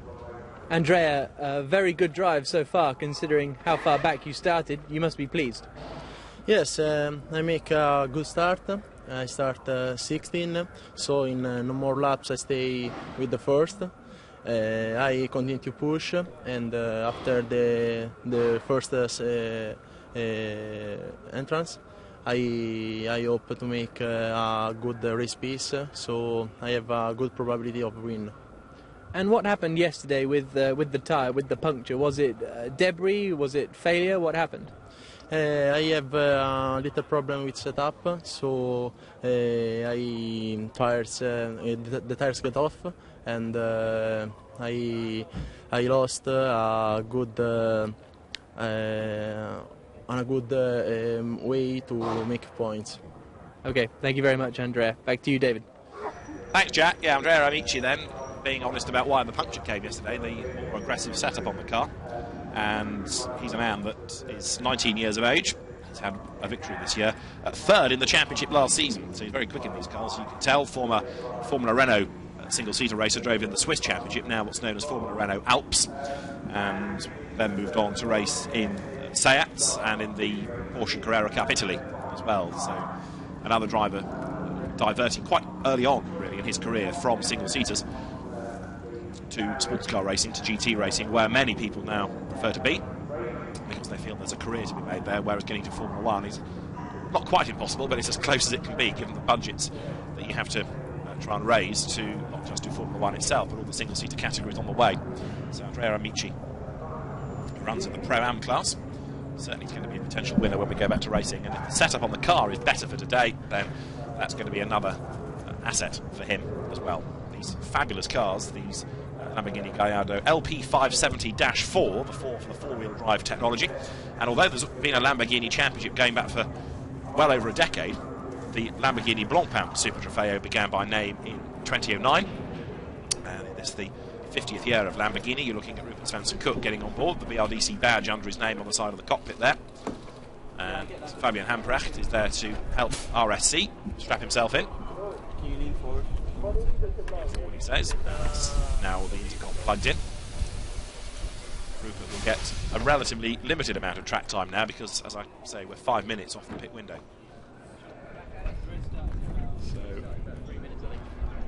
So, Silverstone Racing Club members are looking at, to their left, Woodcote, to their right, Luffield. Really good part of the circuit to watch from that, the Silverstone Racing Club, which caters for fans that come here to not just major meetings but club races every other weekend. And the Silverstone Racing Club, with its good grandstand and its hospitality area, well worth becoming a member of if you're a regular at Silverstone. And the regular spectators there, sitting in the sunshine, looking at the back of the grid to their left and getting ready for the restart atop the hospitality buildings. You can see a lot more of the circuit from a different vantage point. Cameras at the ready, I notice.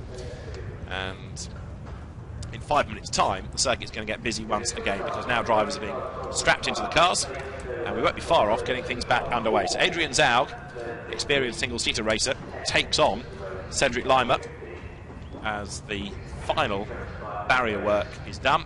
And you can see what's being done. It's tyre stacks put in front now to patch over the hole in the wall, as it were. So if anybody else does go off at that part of the circuit, and it's not that common, I've got to say, it's rare that you find people going off there, but a big tank slapper eventually pitches you in that direction. If anybody else does go off, then the tyres are there to protect the barriers. Mechanics taking the tyre trolleys off the circuit, ready to go racing once again.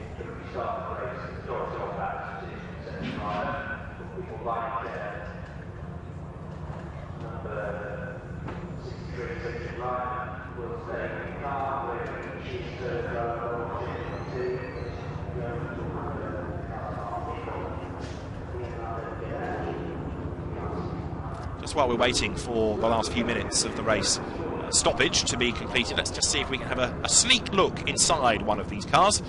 Jack Nicholls has been able to prise open the door and can talk us through a car.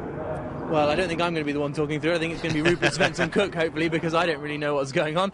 Rupert, not too many things you can adjust in these Lamborghinis by the looks of things. No, it's quite restricted, but there's enough to change to make a difference, which is important. And so what have you got the setup here on your steering wheel? I mean, do you have to time yourself with this? Yes, this is just to make sure the team had this, just to make sure that we are as efficient as possible in the pit stop. And this is for the radio, this is for the pit speed limiter. And it's as simple as that, and no clutch down there. Presumably there's a hand clutch somewhere, and you use these to... Not at all, there's no clutch. Oh, okay. It's all done by the computer. Very impressive then, isn't it? It looks simple, but it looks but it is actually quite high-tech. Yeah, very much so. Obviously the biggest thing with this car, it has four-wheel drive, which for me is a brand new thing because I've only ever driven in Formula 3, so now I have 600 horsepower, four-wheel drive, ABS brakes, everything is new. But it's not easy to drive, but it's certainly good fun. So do you have to change your driving approach, the way you apply the throttle coming out of corners? Because obviously people who drive front-wheel drive and rear-wheel drive have to change. What are the changes that have to be made for four wheels? Yeah, I have to change a lot. You never really want to roll with rear-wheel drive, have no throttle, no brake. But with this car, that's not even an option because the car will just spin. So you have to, you really have to balance the car on the throttle or the brake with nothing else. Excellent. Well, best of luck for the restart, which will be getting underway in a little bit longer than we thought. So we'll find some more friends. Back to you, David. Thanks, Jack. You've almost got everybody, I think. Somewhere on the grid is Mike Edmonds, who is the man that runs the M-Tech cars. And he might be worth a word about what it's like running a car in this championship, the bearded team owner. And so race control confirming that the race start will now be at 12:30. And all of this, of course, gives the officials a few headaches because they've got an AutoGP race to worry about and they've got 3 hours of Blancpain to squeeze in. The AutoGP race is due to start at 1:20 and Blancpain is due to start at 10 minutes to 3. And, of course, one of the fun elements of live television is that things pretty much need to start when they start and can't slip. So this has got to be squeezed in as rapidly as possible for the next race. So, we're at Silverstone, it's round 6, but with this interruption because of this enormous accident that's taken down the barrier. It's one of the quirks of the modern era of a safe, strong car that the driver hopped out instantly. But yeah, after, how long have we been stationary for? Half an hour, maybe more? we are still having to repair the barrier. Such was the force with which it was hit. Though red flags flew after a couple of laps when it was quite clear that the barrier damage was very, very serious indeed. And the plan was that we'd get the green flag lap underway in half a minute's time. Well, clearly that's not happening yet. And there is the pace car. Good.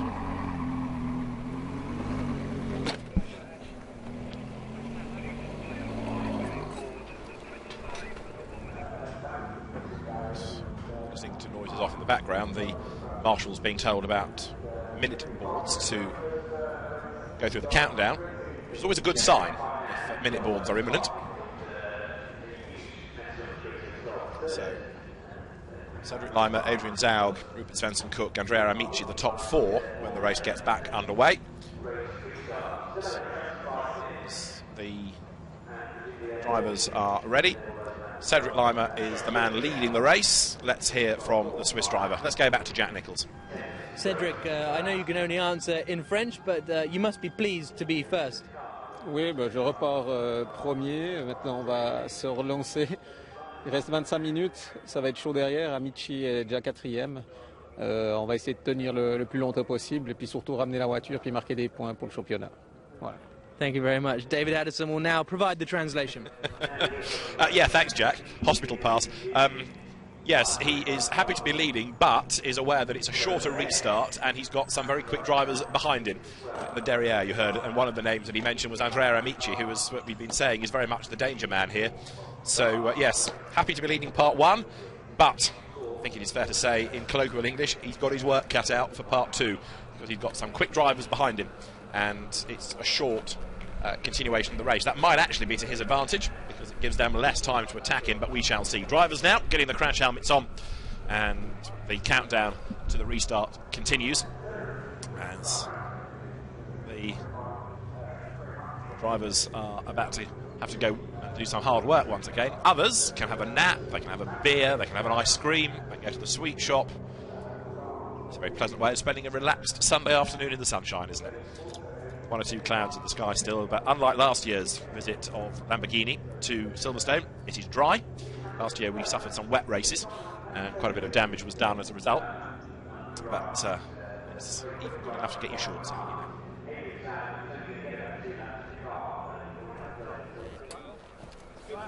Cedric Lima being strapped into the car, hands device you notice, and then over that go the belts. He sits tight, he lets the mechanics do the work.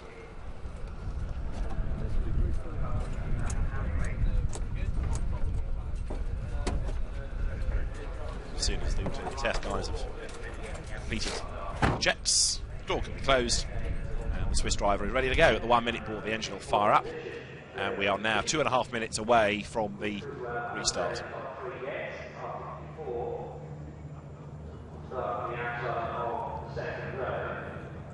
There's the incident zone. If you look to the far right, just underneath the Blancpain banners, you'll see these new tyre walls that have been put in to cover up the whole of the wall.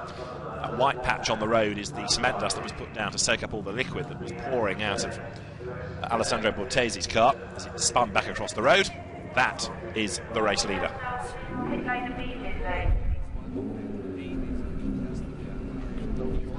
So the Santilok team's car is very, very badly damaged, but hopefully that can be made good for the next round at Paul Ricard. There, Adrian Zaug continues his hard work. Can he, on this restart, get the race lead? We shall see.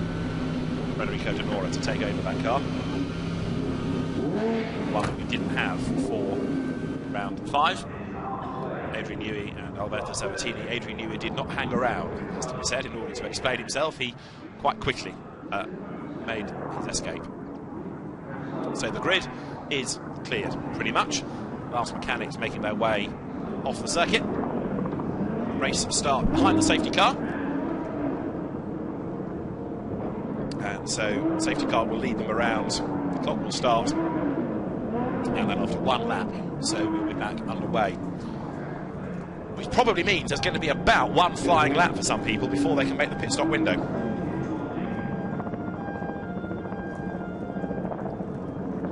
So as the last mechanics go back to the pit lane, We're just about good. Cedric Lima will lead them away in the black and red car. And the Auto Vitesse team will go back to the pit wall, and they will be very, very keen to see that car build as big an advantage as possible over Adrian Zaug. But Zaug, we know, is quick. He stayed on the tail of Lima right the way through the first part of the race, and he's not going to be dropped easily, I wouldn't have thought, by Cedric Lima in the remaining 25 minutes.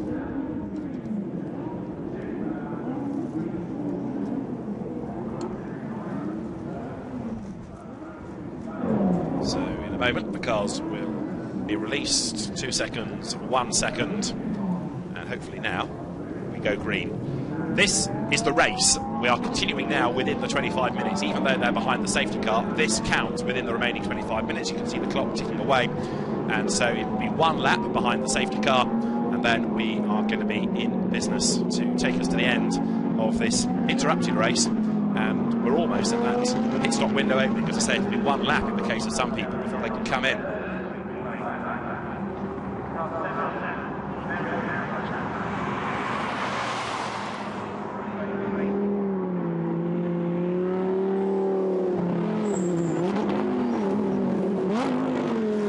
This is the Beckett S's, the approach that you're looking at. There's Aristoteles Varvaroussis in another of the Bonaldi Motorsport cars. Varvaroussis sharing with El Pato, as he prefers to be known. It's rather long, the full name, but El Pato is how the driver in question wishes to be known. And with the safety car coming in this time, Varvaroussis, who's a pretty quick driver in these cars, regular in the championship over the last couple of seasons, will be eager to try to gain ground. There in the green car is Nima Kandandir, who will give way to Otto Bortfeldt, the Swedish former rally driver. And at the back of the field, Andrea Marme, so he, having struggled to get the car to fire up again after that spin, has now been gifted the opportunity to be on the back of everybody else. And he will continue with the red and white car now, hopefully making some progress. That's another run by Bonaldi Motorsport. So teammate, if you like, to Adrian Zaug and to Aristoteles Varvaroussis, different colour scheme. The actual entrance of the car is Andrea Marmi, by that team. There is Leonardo Garacci, who is currently in 9th place. Garacci was another man that had a puncture yesterday, late race, and he's looking to make up some ground. Andrea Palmer used to run the yellow car, and he too has done a pretty good job thus far, up to 11th, having started at the rear of the grid. He was 20th. So Cedric Lima trying to put some into the tyres.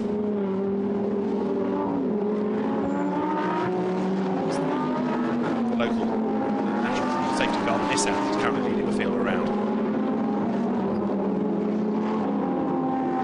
So past the Silverstone wing, which is where for the Grand Prix the media is housed, the hospitality is housed.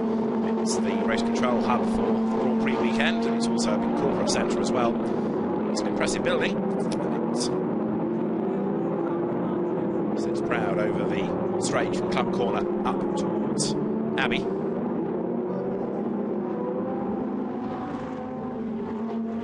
And there you can see, set for the restart in number 14, Andrea Gagliardini, who shares the car with Enrico Dell'Onte. And the cars now about to turn their way from the loop down once again towards Brooklands, and we are getting closer and closer and closer to going back to racing.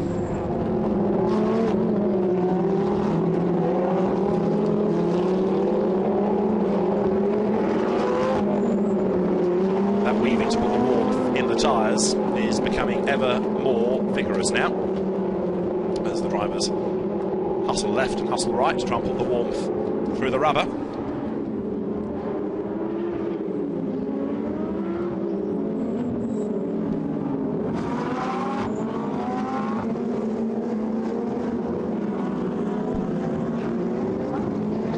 So down they come, heading for the left of Brooklands, right at Luffield. 1 or 2 very, very keen to get on with this, including Jason Yeomans. And as the pace quickens then, the safety car is going to be in this lap. And we are in business. Race back underway then. As they get to the timing line, everything will go green officially now. And they all hustle on down towards Copse Corner. Lima leads out then as they swing through the right hand. The Rupert Svensson Cook third, and there Andrea Amici running in fourth place then as the cars power their way up now towards Maggots. This is lap number 7. They turn their way up towards the Beckett S's, with in fact Amici coming very strongly up onto the tail of Svensson Cook, so they're pairing off already. You've got the leading car of Cedric Lima just up ahead. Zaug is behind him, but Svensson Cook, I fear, maybe on borrowed time for that third place, because almost on his tail now is Andrea Amici. Andrea Solime in the Gulf liveried car looks for a gap on the inside, can't find it. Everybody else through the Beckett S's onto the hanger straight for the first time, and Adrian Zaug now getting very terry as he goes left and then right to try and find a way past the red car of Cedric Lima, but he can't do it. Turning their way out of Stoke Corner. Lima goes wide, but does that help Zaug? Not much. Tries to tighten the line, but the real threat now is for third. It's Amici on Svensson Cook. Look, down they come towards the end of Vale. To the inside goes Amici, breaks late, goes through. Good move. Andrea Amici up into third place. Rupert Svensson Cook gave him racing room, to be fair. Andrea Amici, with more experience in these cars, is a man in a big, big hurry, and he's gone through. Goes wide as well, coming out of club. Uses all of the road and then some. Pit window is now open. We'll have the first round of pit stops then. Drivers diving in at the end of this lap. Green flags fly around the circuit. Up they come towards Village. Cement dust put down there early on because of Adrian Newey's pre-race accident. This is the loop. The gap has widened, hasn't it? And this is because Zaug is defending. Andrea Amici is almost on his tail. Can Amici win this race from 16th on the grid? It is very, very possible. Out of Aintree onto Wellington Straight. Steer clear of that cement dust, and down they come towards Brooklands. The race leader then, Cedric Lima, was getting away, but not now, because Adrian Zaug was caught right back up onto his tail as they worked their way through Brooklands. A bit of a sideways slide there from one of the midfield pack, which I suspect was 47. It was Alessandro Bonaccini as Andrea Palmer goes wide. That's Andrea Solime, number 10, turning his way up through Luffield and heading down towards the line. The leaders go through. They're almost nose to tail. It's 2/10 between them into Copse Corner. Lima leading, Zaug is second, but just 1/5 of a second between the pair as they swoop through Copse Corner. All that tarmac on the outside, the run-off tarmac put in for modern F1 standards. It gives the drivers a bit more confidence because they know they're not going to hit grass or gravel. But look at Amici in the white car in third place. He's right up with them now. 18.5 minutes to go. Cedric Lima is driving a great race here to hang on to the lead, but now look at Zaug in second place. He's going to have to attack and defend at the same time. He needs to get past Lima, but Andrea Amici is right up behind them as the cars now work their way once again onto Hanger Straight. Down they come, heading towards Stoke Corner. Into the right-hander, Zaug goes to the inside line. Can he find a way through? Not there, he can't. He wants the lead. He's also trying to make that car as wide as is possible to keep at bay the white car of Amici, and because they're all now starting to get caught up behind the leader, Cedric Lima, so Svensson Cook, he's doing his best to come back at them as well. At the end of Vale, Amici goes wide. Can he find a way through? Not there, he can't. Now through Club Corner. Race leader still in the red and black livery, Cedric Lima ahead of Adrian Zaug. Now where can Zaug make his move? He goes really wide, and Amici goes wider still, coming out of Club Corner. Lima the tidier of the three, but not necessarily the quicker. Zaug using all of the road. This is the run through Abbey and then Farm. And now the co-drivers are getting ready. That is El Pato, as he wishes to be called. Up through Village, now towards the loop. The top three as one, pretty much. Cedric Lima, Adrian Zaug, Andrea Amici, Rupert Svensson Cook fourth, and a bit of a gap opening up before in fifth place. You've got Alessandro Bonaccini. Very wide goes Lima. That's the kind of line that did early on for Alessandro Bortesi when he had that big shunt. Now through the dust storm they go, and down towards Brooklands. Lima may well be advised to come in this time, get the stop out of the way. He doesn't have to keep defending like that, he can just get the pit stop done. Everybody else has to make a pit stop as well, so why get yourself caught up in a battle? Just pit, get it out of the way. Zaug is thinking about staying out for another lap, so is Lima, but Amici pits, and right up behind him Rupert Svensson Cook comes in to give way to Fabian Handbrecht. So now we're into the driver pit stop changes. In also comes Andrea Palmer to give way to Roberto Tanca. That's the race leader. Cedric Lima turning his way out of Copse Corner. He has got right on his tail still, Adrian Zaug. Which way does he go? Heading up towards Maggots, tries the inside, tries the outside. He needs to get on with this because in real terms now, Zaug is losing time against Amici. Through the Beckett S's they come. Cedric Lima knows exactly what he's doing in these sorts of cars. He's an experienced Lamborghini racer. He is not going to be outfoxed by Adrian Zaug, irrespective of how good a single-seater Adrian has been in his youth. comes then onto the Hanger straight now, making his way down towards Stowe Corner once again. Adrian Newey still only 26, by the way, into Stowe. He's a long way back, but he closes right up under braking as they get to the right-hander. Again, Stowe sort of turns in and then properly turns. That's another corner of Silverstone's many that's been reprofiled over the years. Rupert Svensson-Cook serving his pit stop. Also in was Amici, also in we had Andrea Palmer and Achim Winter. You just saw him rejoining. Andrea Solive is in to get his stop out of the way. There's Roberto Tanker on his way back into the race in the yellow car. Fabian Hamprecht, I think, has been delayed in the pits for whatever reason. Looks as though the Svensson-Cook Hamprecht car has lost time. Big frustration then for one or two teams as they tumble down the order, and Cedric Lima arrives at the loop with a bit of smoke coming out of the back of the car. I think that was more than just cement dust. Has he got a problem? He goes a little bit wide. Zaug up the inside of him. They're together going into Aintree, but Cedric Lima sticks out his elbows and he hangs onto the place now as they work their way onto Wellington Straight once again. Down they come towards Brooklyn, so these two still running as one. Lima goes through the cement dust. Zaug looks to the inside line as they break for the corner. Can he find a way by? Not there, he can't. Again, Lima doing a really good job of defending this place. They're being caught as well now, because behind them, looking 47, is Alessandro Bonaccini in the composite motorsport car. Andrea Amici has done the fastest lap of the race. He's pitted as well, so now we need to see where he feeds back in. As into the pits comes from third Bonaccini. Leaders go by, and the gap between them is now just 0.228 of a second. There they are. Nose drops as the drivers brake for Copse Corner. Set the car up, turn in, nail the throttle, power out the other side. 14 minutes of the race remaining. Zaug will go to the end of the pit window if he can, because he needs to try and stay out for as long as possible before he gives way to Federico De Nora, whose pace does not match Zaug's. There is the leader, Cedric Lima, and he really is doing a fabulous, fabulous job here in defending this lead, because everything that Zaug has thrown at him has been repelled by the Swiss driver thus far.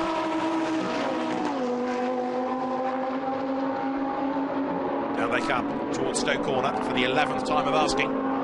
Race leader turns in. Cedric Lima still being able to fend off this challenge from Adrian Zaug. Zaug once again has a look to the inside and can't do anything about him there. To the end of Vale now. Goes to the outside. Is that going to pay off for him? Let's see. They turn their way into the corner. Still Zaug unable to unsettle Cedric Lima. These two very, very evenly matched indeed. Yesterday, Lima took the race win, of course, but Adrian Zaug did the fastest lap. His best lap was a second and a half quicker than Cedric Lima's. So in terms of outright pace, Zaug, were he to get past, should be able to pull away. So you understand now what a good job Lima is doing of being able to defend this race lead. But now Zaug makes his bid. He goes in far too deep, late on the brakes. Lima comes back, and he's going to be on the outside line for the loop. Can he get his nose in front? He has, but he's on the wrong line. And again, Zaug goes deep, and Lima sideways fights back on the inside. Does that give him the race lead? No, not quite. Adrian Zaug hangs on to it. Great battle between the two. Lima runs way, way wide, gets back onto the circuit. That costs him too much time. He can't retaliate from there. Superb racing right the way through Village and the Loop and Aintree onto Wellington Straight, but ultimately it is Zaug who comes out on top. Despite the fact he brakes so late, he was able to scoop it all up again and hustle the car through the corner. Now when does he pit? One more lap? Let's see. And when does Lima pit? I'm surprised he stayed out for as long as he has, because all he's done is go slower by defending. It's not really been that good an idea, I don't believe. In behind has come Jason Yeomans by the look of it, give way to Mark Nicol in a car that was running in third place. So there is the new race leader. Finally, he's done it. He worked jolly hard for it, didn't he, Adrian Zaug? Down the pit lane comes Cedric Lima then. That's Jason Yeomans for MTech coming in to give way to Mark Nicol, who we heard during the stoppage. So Andrea Amici now becomes the man to watch, to see after his pit stop where he's going to feed in at the end of this lap relative to all the others. This is the replay of how the lead changed. Adrian Zaug launches himself up the inside, brakes late, but he stays on the track. He's got the inside line for the next corner, but again he brakes late, goes deep, goes wide. Lima up the inside. Had he not had that slide, maybe he would have had enough momentum to pounce on the inside line.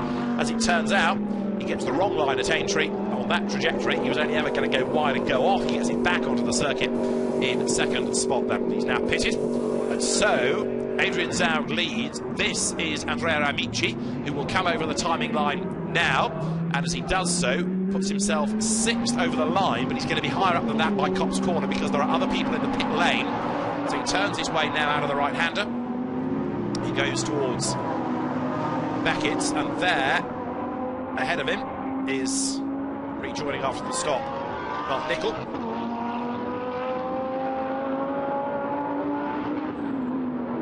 Mark Nicol on his outlap, so getting himself happy with the car, Union flag on the front of it. 2 Scottish drivers, the British flag rather than the Saltaire. So on to Hanger Straight he comes, Andrea Amici having gone past him. So at the end of this next lap we'll start to see what an Amici pace is relative to Adrian Zaug. Remember that yesterday the fastest lap of the race was done by Zaug. Today Amici has been the quickest man thus far. 10.5 minutes remain. Pit window is still open. And this is Adrian Zaug for Benaldi Motorsport, then the race leader. A pit stop is imminent for him. Not many still to make the stops, this being one of the cars, and Zaug comes in this time. Adrian Zaug then down the pit lane, gets to the pit lane speed limit line, the nose drops, and in he comes then. So under the Silverstone gantry he will go in a moment, and the race leader pits, so that gives his teammate Aristoteles Varvarousis the race lead for Benaldi Motorsport, because Varvarousis is staying out for a long time, and the pit window is now closed, and Varvarousis has not stopped. So that is going to be a penalty. Varvarousis has not yet been in according to the timing screen. He leads the race. Here is Andrea Amici then, who is hustling on behind, and he needs to come through ideally before this car leaves the pit lane, but even if he can't, he won't be that far behind it when we get to the remaining, what have we got, 9.5 minutes of the race. Here comes Andrea Amici now, then down towards Brooklands. Back on track, Varvarousis the leader, but the pit window was closed, and so that car breaks the regulation, and it should, I think, be a stop-go penalty to go his way. That is Alpato, who walks away and says, right, now what do we do? I'd like my car, please, but potentially they'll have to do the driver change pit stop and then a stop-go penalty for pitting out of the window. And there's also a stop-and-go penalty for number 2, the Jason Yeomans and Mark Nicol car, for a short pit stop. It didn't meet the 65-second minimum, so they'll have a stop-go penalty to make up the shortfall. That's how the regulations work in the Lamborghini Blancpain Super Trofeo. There's Cedric Lima then. Has he got himself ahead of Federico De Nora? Yes, he has. He's got the lead back again then. So Cedric Lima, in real terms, stays ahead of car 3. It's a better pit stop then from Lima than it was for Federico De Nora. So even though Zaug had just worked his way past before the pit stop, Cedric Lima is back ahead, but this man leads the race. Andrea Amici is ahead of the pair of them, and by some margin. So by getting the pit stop out of the way and not being in traffic and not getting in a battle, he's had a quicker brace of laps to get himself now ahead of them. And this is looking very good indeed for Andrea Amici to win the race, because Cedric Lima, you can see, is a little bit too far back now, and he's not as quick anyway. In third place, looks like being Garacci, who's got himself up past Federico De Nora as well now. Garacci we've not seen too much of in the race, but as the pit stops all unravelled, so it works in his favour, and he's up into the top 3 now. The car's heading up towards Abbey with just under 8 minutes of the race to go. There's 33, stopping out of the window. Varvarousis now gives way to Alpato.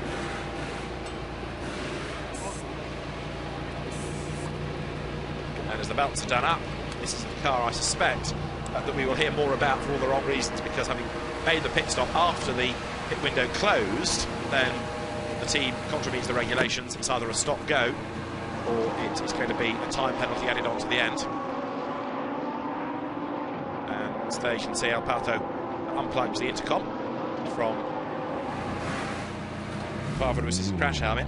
To be fair, even though it will be Varvarousis who gets the finger wagging for not pitting, to an extent the team is at fault, because the team should have been on top of when the window was going to close and brought him in. Of course, what they had a lap before was Zaug's car in to deal with, but even so, the team should, I would have thought, be able to work around that and bring the cars in at the right time. So Benaldi Motorsport has shot itself in the foot a little bit there, leaving one car out as long as possible, but compromising quite badly the other. 7 minutes, just under, remain. So Andrea Amici leading from Cedric Lima, from Leonardo Garacci. Federico De Nora then now in 5th place, and Laurent Geny is currently in 6th. Then Roberto Tanca going through on the back of Andrea Solime. Good battle developing now for 9th place. There is Aristoteles Varvarousis, just keeping his crash helmet on, quite understandably, I think, that he doesn't have to answer any awkward questions. There's also a mechanical warning flag being given for Alberto Liberti now at the wheel of number 47. Is that because he's leaking fluid or because of damage? Let's wait and see. 33, which is El Pato, has got himself on track ahead look at Federico De Nora, so they stayed out for too long, admittedly, but by staying out as long as possible, they've actually gained track position over one or two cars now. 33 at the end of Vale, ahead of car 3, the sister car in the hands of Federico De Nora. Mark Nichols' stop-and-go penalty will be served, and that will drop that car away from its 8th place. Meantime, the battle that's going on now for 2nd place is this one between Cedric Lima and Leonardo Garacci, tucked up behind him. Garacci, remember, started 14th on the grid. He had a moderately quiet first stint, but he's going strongly now as he comes up towards the loop. He's right on the back of Cedric Lima as they turn their way through the corner. Meantime, let us try and find out what happened to Aristoteles Varvaroussis. He has some explaining to do with Jack Nicholls. So a bit of frustration there. What happened? Yeah, I didn't have the team radio, and I couldn't hear that I could go in the pit. So I don't know. Now we had the penalty and the podium is gone. So very sad because we had the good pace and the good speed. But what can I do? I don't know. It's a little frustration, but I don't know. Thank you. So that explains it. No radio to enable Varvaroussis to talk to the team to find out when he should be pitting. And the net result is that the car stops outside the window. He's currently running in 4th place, but as he suggests, the penalty will soon follow. Andrea Amici getting away in the lead of the race now. But behind, there you can see the fight for 2nd place, Cedric Lima and Leonardo Garacci as they turn their way out of Beckett's, heading now for the Hanger Straight. And if Garacci has got the speed in the car, he should be able to close up and then challenge going into Stowe this time. It won't be easy for him because they are evenly matched cars. Leonardo Garacci, who raced in single-seaters for a very short space of time, but he's raced in Lotuses, in Seats. There's Mark Nichol serving his stop-go penalty, getting back into the race. And Leonardo Garacci, a class winner, in fact, of the championship last year. He was the amateur class winner in the Lamborghini Blancpain Super Trofeo. So again, a man that knows his way around these cars very, very effectively indeed. Within the AM class, leading it was Varvaroussis and El Pato, but I fear that's going to change now. So Laurent Yenny should come through for a class lead ahead of the Checo Malavasi Flavio Bielioni car. This is the Pro-Am and overall race leader, and it is Andrea Amici who is ahead of Cedric Lima, and Lima in turn has got Leonardo Garacci still bearing down on him. However, the gap has not come down enough to give Garacci a chance to challenge, has it? There is the 33 yet to be penalised car. Now let's just see, it has fallen down the timing screen into 14th place after its pit stop, but I suspect a time penalty has been added to do that. There goes Laurent Yenny through, currently running in 5th place.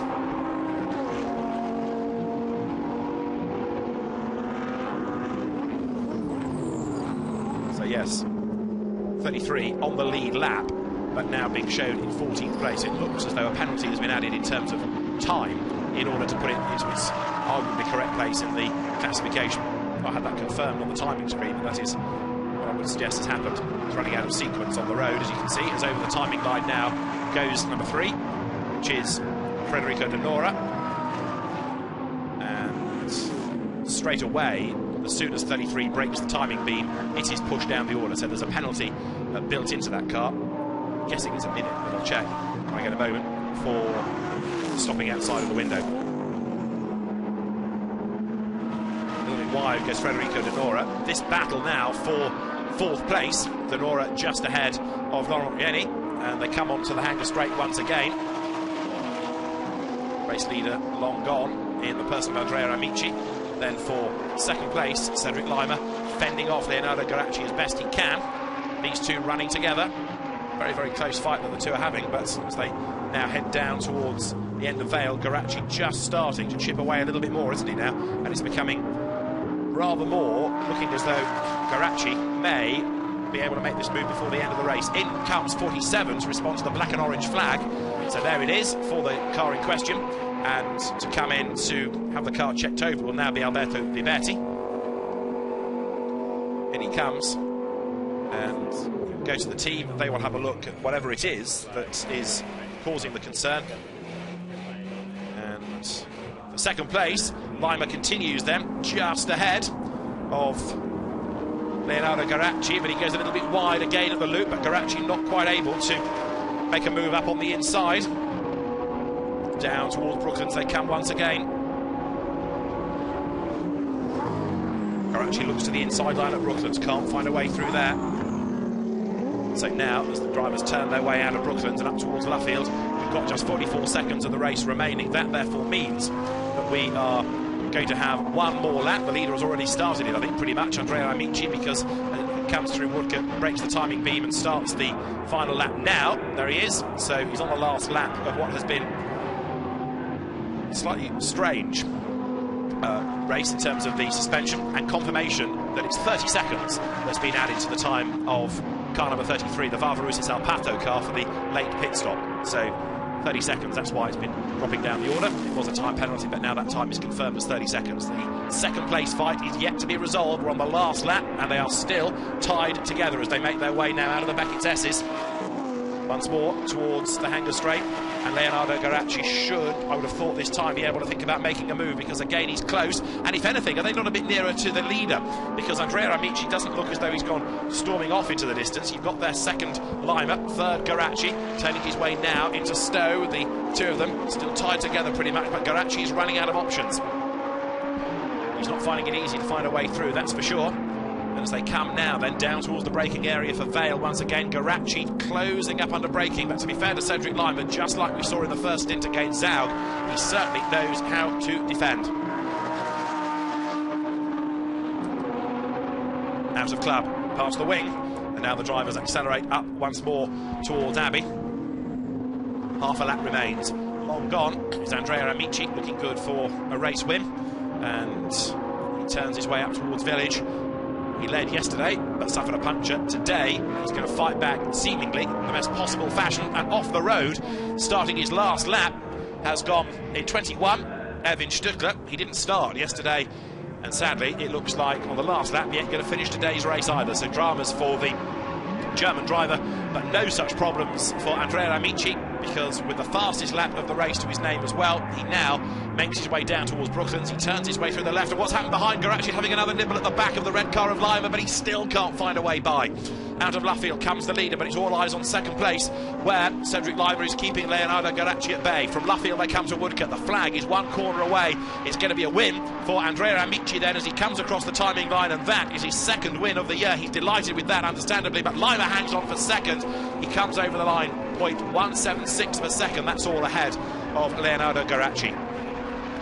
Then it's a long wait for fourth place, and this is where the confusion is, because of course there's the penalty for 33, but it is Zaug and Denora that take fourth. Fifth is in the end to number 89, driven by Cecco Malavasi and Flavio Pierleoni, and Laurent Geny taking sixth place. Andrea Solime is seventh, and the next gaggle of cars headed by Roberto Tanker come through Woodcote, and as Tanker goes through, he is ninth. Rupert Svensson-Cook and Fabian Hamprecht, after being badly delayed in the pits for whatever reason, we never got to the bottom of that, come through in 10th place, but that was a result that really got away from them. They should have been a lot better than that, but in the end it is only 10th place for them. So a win goes the way of Andrea Amici by 2.5 seconds in round 6 of the Lamborghini Blancpain Super Trofeo from Silverstone. There is Leonardo Garacci, who finishes in third place. The two drivers that had their problems with punctures yesterday being able to go the distance today with adjustments to the setup, no doubt, to ease such pressures on the tyres, such burden. And Andrea Amici, having won at Monza in the second race of the weekend there, wins race 2 at Silverstone this weekend. In the AM class, it is a win for Malavasi and Pierleoni, ahead of Laurent Geny and Andrea Solime. Has had a win this year outright, but that was when he was sharing a car as a soloist. He's still quick, but not in a position where he can be, at the moment at least, challenging for race wins once again. So, for Cedric Lima, another good haul of points. Wasn't a race win today, but second place is still very good indeed for him as far as the championship is concerned. And the drivers now making their way round on this slowing down lap to pit lane, where they'll go first of all to the scrutineering area, then be released up to the podium. And Andrea Amici, winner by, in the end, 2.5 seconds. His margin. There he is. For him, quite a gentle lap round into the pit lane.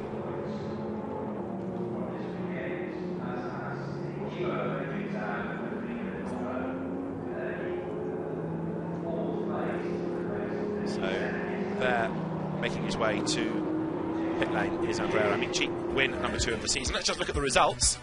And after 17 laps, it is Amici the winner. Cedric Lima second and Leonardo Garacci third. The best of the double drivers, Zaug and Denora fourth, ahead of Malavasi and Pierre Leoni. Laurent Geni is sixth, ahead of Andrea Solimé. Andrea Mame and Mirko Zanardini eighth after the spin on lap 1. Tanker and Palmer ninth, and Rupert Svensson-Cook and Fabian Hamprecht delayed in the pits, only 10th. Zucchi and Brenner 11th, Delonti and Gaiadini 12th. 13th is where you find the penalised El Pato and Barbaroussis, ahead of Achim Winter.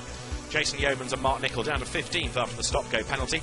16th is Jiri Perina, ahead of Nima Kandemir and Oscar Ortfeld. Stuckler classified as 18th, ahead of Vivetti and Bonaccini, and we know all about what happened to Alessandro Bortesi early on in the race. So, winning cars make their way into the Parc Fermé area, but Andrea Amici has had quite a relaxed in-lap, and he has yet to arrive. Other cars in the background look going to the scrutineering area, and we are waiting for Andrea Amici to make his way towards us. There's Cedric Lima. Very, very good drive by Cedric. He may not have won the race, admittedly, but to withstand all the pressure that he did in the first stint from Zaug for as long as he did, in the second stint from Garacci, it was a very good effort indeed. Here's Andrea Amici's car, which arrives and clambers out. Tap on the helmet to say well done. And Andrea Amici then celebrates with the team from Carrozzeria Imperiale.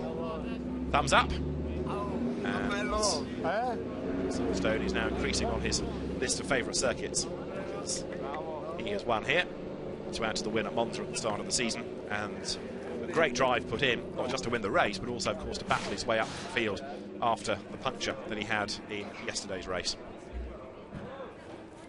So crash helmet off, balaclava off, and Jack is down there somewhere, ready to hopefully grab a word with the winner.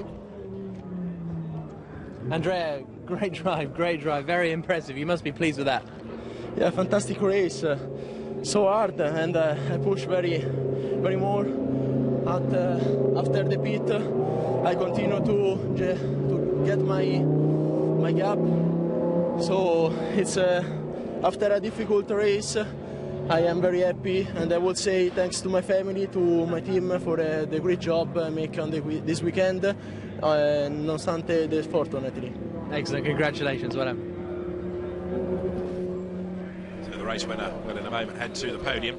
Excellent job by Andrea Amici from Cedric Lima and Leonardo Garacci. Go that way to the championship officials, up to the podium. And Andrea got all the points from that race. Next stop, Paul Ricard. He's ignored the podium.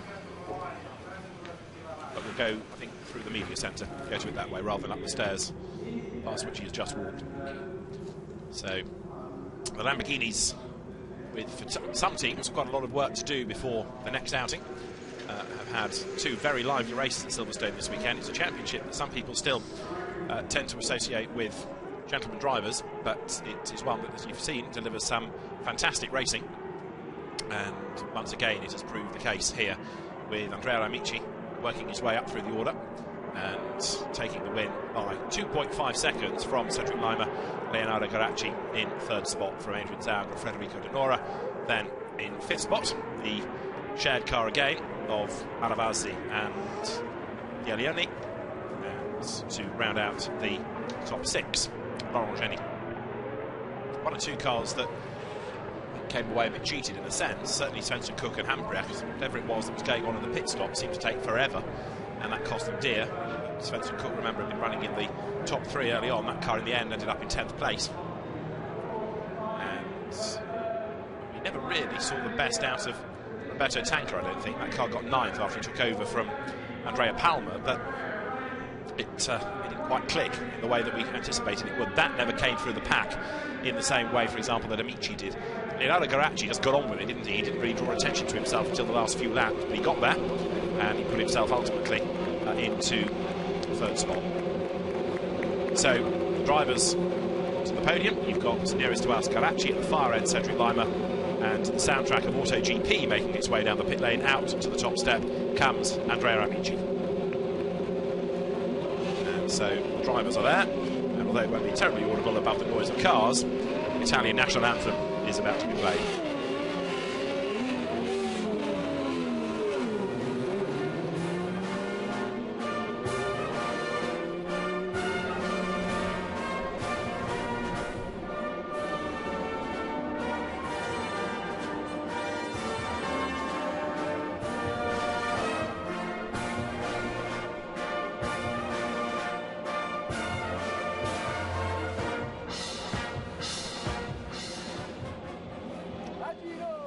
A very happy Andrea Amici then on the top step, and he will now, along with the other drivers there, receive the trophies. Top 3 drivers overall, also in the Pro-Am class. Trophies to be handed over. You get this superb map of Silverstone. Stefan Winkelmann, the CEO of Lamborghini, presents the trophy first of all to Leonardo Garacci, then to yesterday's winner Cedric Lima, still looking very good in the championship, Cedric, it has to be said, and then Andrea Amici on the top step of the podium to receive his trophy in a moment.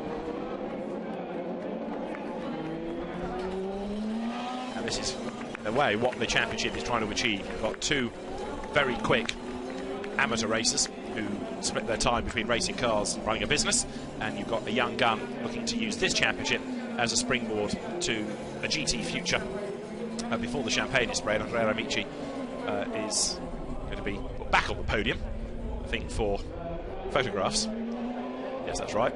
So everybody gets together on the top step, and then they can enjoy themselves with the champagne. And next stop will be Paul Ricard, again where the cars support the Blancpain Endurance Series, then to Spa, where as part of the Total 24-hour of Spa weekend, the Lamborghinis are in action.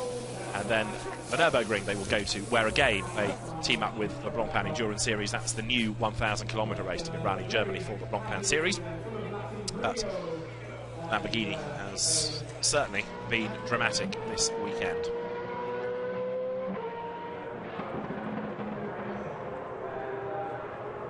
We've seen a lot of the grid during the stoppage. Now the grid is being prepared by MotoGP teams, because the next race at Silverstone is going to be cracked on with pretty soon, and the cars turning their way from Brooklands round onto the grid.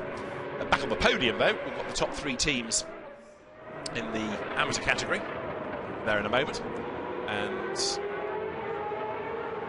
for them, another race that has delivered plenty of drama.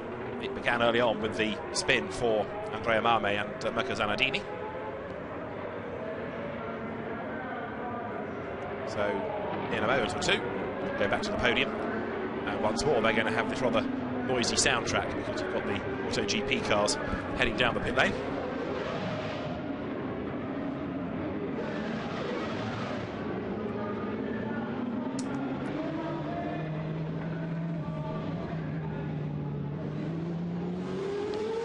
So, the drivers head to the podium, but let's look back at some of the highlights of the race, where we had Cedric Lima leading from Adrian Zaug, Rupert Svensson-Cook third on the restart, and Andrea Amici up with him, and co-drivers got themselves ready for the second stint. Adrian Zaug's move on the inside was a very brave one indeed, ran way deep into Village, almost too wide. He got himself on the inside line for the loop, but Cedric Lima did not give up without a real fight. He got sideways, he nailed his foot once more, powered his way out of Aintree down towards Brooklands, but Lima ran wide off the wrong line, lost some time, but Adrian Zaug, after the pit stop, found himself watching Federico Donora behind Lima once again. Amici had put himself into the lead by this stage. Barbarousis pitted because he had no radio after the window had closed, so a 30-second time penalty was afforded, and that meant, therefore, that ultimately he fell way down the order. Federico Donora then coming through for 4th place in the car that he shares with Adrian Zaug. Responding to a mechanical warning flag was Alberto Viverti. He pitted and that dropped him out of the game. Next stop then for the Lamborghini Blancpain Super Trofeo is Paul Ricard from Silverstone. For Jack Nicholls and me, David Addison, goodbye for now.